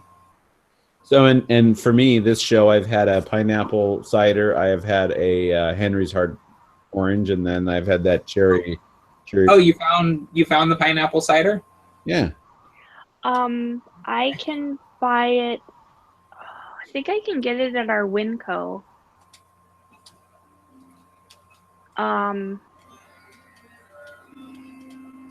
Other than that, I have to go to like World Market. But yeah, if you go in the way back corner of the walk-in cooler of our Winco, you can find the pineapple cider. And I don't see that the Henry's hard grape is very prevalent yet, but it's starting to get more prevalent. And I don't think it's You going to found have it at a Safeway, I think, right? yeah. And I mean, it's going to start getting better because I mean, it is tasty. So it's not I only see good things for future of hard sodas from Henry Weinhardt's. Yeah, see, I do not drink at all. I have in the last 2 weeks. I had the pineapple cider at Level Up. I had 2 of these things, and I drank like 2 sips of a margarita when I went out with one of my friends. I'm only drinking on these shows. I mean, I'm not drinking at all during the week. Yeah, but I think that you've still had more to drink in the last 2 weeks than I have. Probably. Which is weird because, I am the one who's in my 20s and should be drinking all the time. Yeah, but you're hanging out with a 41-year-old and his really hot wife online. And I mean, does the 41-year-old really have anything left to live for? So he has to drink now. Wow. That was harsh. Yeah. Well, I mean, at least you don't have to say that, you've got a mortgage to pay every month, so you're depressed and you drink, and a car payment, and, kids to deal with, and you actually like your wife, so. Yeah, I do. See? So there aren't reasons to drink. Especially with events like the rainbow. Oh, Jesus. Shut up. And that's an inside joke, folks. So we are at hour 3 here. Cool. Let's go to bed. Oh. I love that idea. Kevin, you have anything else to add? Not really. I'm going to make an executive decision, and I'm going to do it on the air, and I'm going to say that there's going to be no show next week. I don't want to put myself and her under pressure. I don't want to try to jam anybody into the slot of trying to run this show yet without having run a couple with me on it. So, right. I will start scheduling all 3, Bob and you and Metal, to run shows that I will be on to see if we're good with how it works, and then we'll Trisha and I will be able to take weekends off then and be like, you guys have a show, have fun, and we can schedule who's on when ahead of time. Alrighty. Dang. So if there's not going to be a show next week, you should have to find something to do. Yeah, you should get a date, and you might have to go home with her. Yeah. See, I don't really see that happening. You don't have any prospects on the horizon? Not really, no. I mean, there's a cute goth girl that was in the training class for the program that I'm working on, but I don't think I'm actually allowed to ask her out. Probably not. Pass her a note.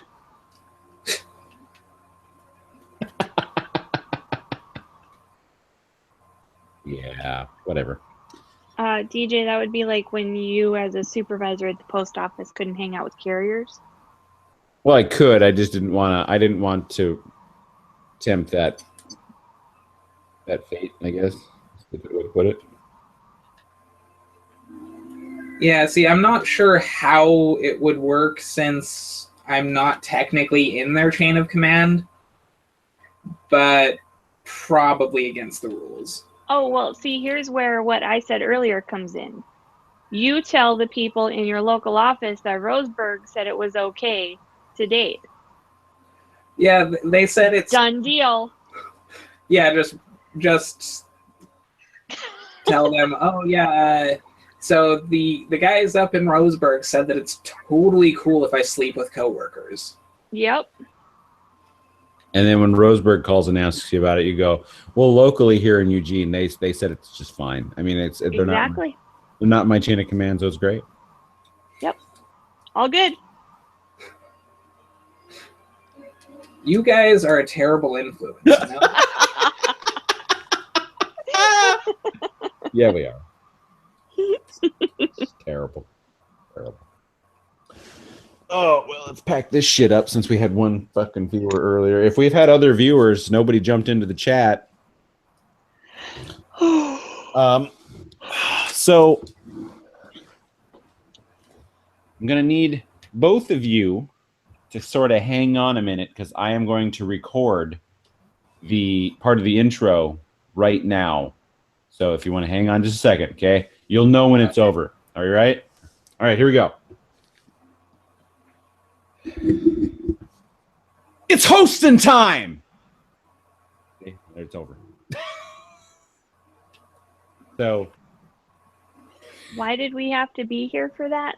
You didn't have to be here for that, but you had to be quiet for it so that it was just me. So yeah.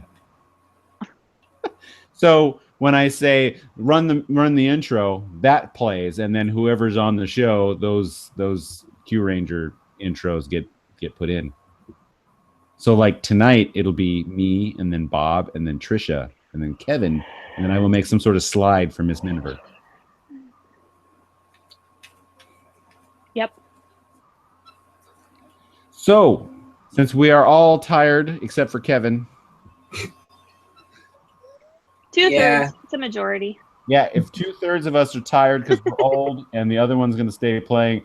Oh, I saw a meme online, Kevin, that totally fits you 100%. It's a picture of Snape with his arms up like this. And the question posed on the top was, what time do you go to bed? And your response is, I don't know, 10-ish, sometimes 4. Just a sec before you guys go. I have something for this that I want to show you. Oh my. I haven't even made you primary so that we can see it. Yeah, it'll take me a sec. I have more than 1,000 pictures on my phone. So. Oh, I'm a photographer. I got all kinds of pictures on my phone. Actually, they're all memes that I saved from the internet. I collect memes because I got nothing better to do. I really need to organize these into folders or something. I organize terrible things. I can't do anything with. Yeah, okay. Let me keep going. All right. Oh, God. Let's see. Going to bed before 4 a.m.? What are you, a casual? Is that a thing? Yeah, casuals are not a good thing. You do not want to be a casual. Well, then I'm not a casual, but I'm old. It's an MMO term. Okay, good, because I've paid my dues. I get to go to bed when I'm damn well tired. Party dues. Kitty, don't. I don't want you up there. No. No, Kitty. But anyway, why don't we say goodbye to everybody before I? Oh shit. Say goodbye to everybody. End the show, and then we'll see you in 2 weeks. I'll send messages though every once in a while. Keep everybody alive. So, thanks for joining me, Kevin. Yep, it's fun. Yeah. Oh, and Miss Miniver said she loved it, so she's probably gonna. I guarantee she'll pop back in the future. That's good. It was nice having her. Yeah. My worry with inviting other people is that they're going to stay quiet while we all talk, and then unless we directly engage them. But she just took right off the bat. I was like, yeah. So yeah. In fact, And she was more vocal than I've ever been. So well, I was kind of paying attention early on, and I'm pretty sure that for the first 30 to 45 minutes, only the two ladies were doing 99% of the talking, and then we all got to jump in. that's good. We need more of that. Yeah, we do. Yeah, we do. I enjoy talking to people who aren't DJ and Bob. I hear a show coming on that I get the night off of. Well, that one night, I want to say just Bob and I were on. I mean, we. The night I was watching a UFC event and I set you guys up and then kind of let you go. Yeah, because I remember sitting in the bedroom. So yeah, it must have been that night. Okay. Yeah, we basically talked politics. Yeah. Well, for thank you for joining me, hon. And I mean, you could have sat out here with me, but I guess this whole multiple people on the bottom thing worked. When I don't know, it doesn't always. Well, when you started getting echoey out there, I guess I assumed that you were going to use AirPods. And so I figured I was out at that point. But I bet between the two of us, we could use one pair. Yes, we could. But I haven't hooked them up to my computer since that first time I tried. The second time I tried. That's right. I forgot. They don't work. Well, I imagine that I have to go jumping through hoops and stuff. And now that I know about the gear in this little window here, I think maybe I can make it work. But it's just easier not to do it that way. So, my God, the cat is going batshit crazy out here. So, thanks everybody for joining us. We will see you in 2 weeks, and hopefully I am not filled with scratches and dead because the cat is really going batshit crazy on this couch. So, bye. Bye.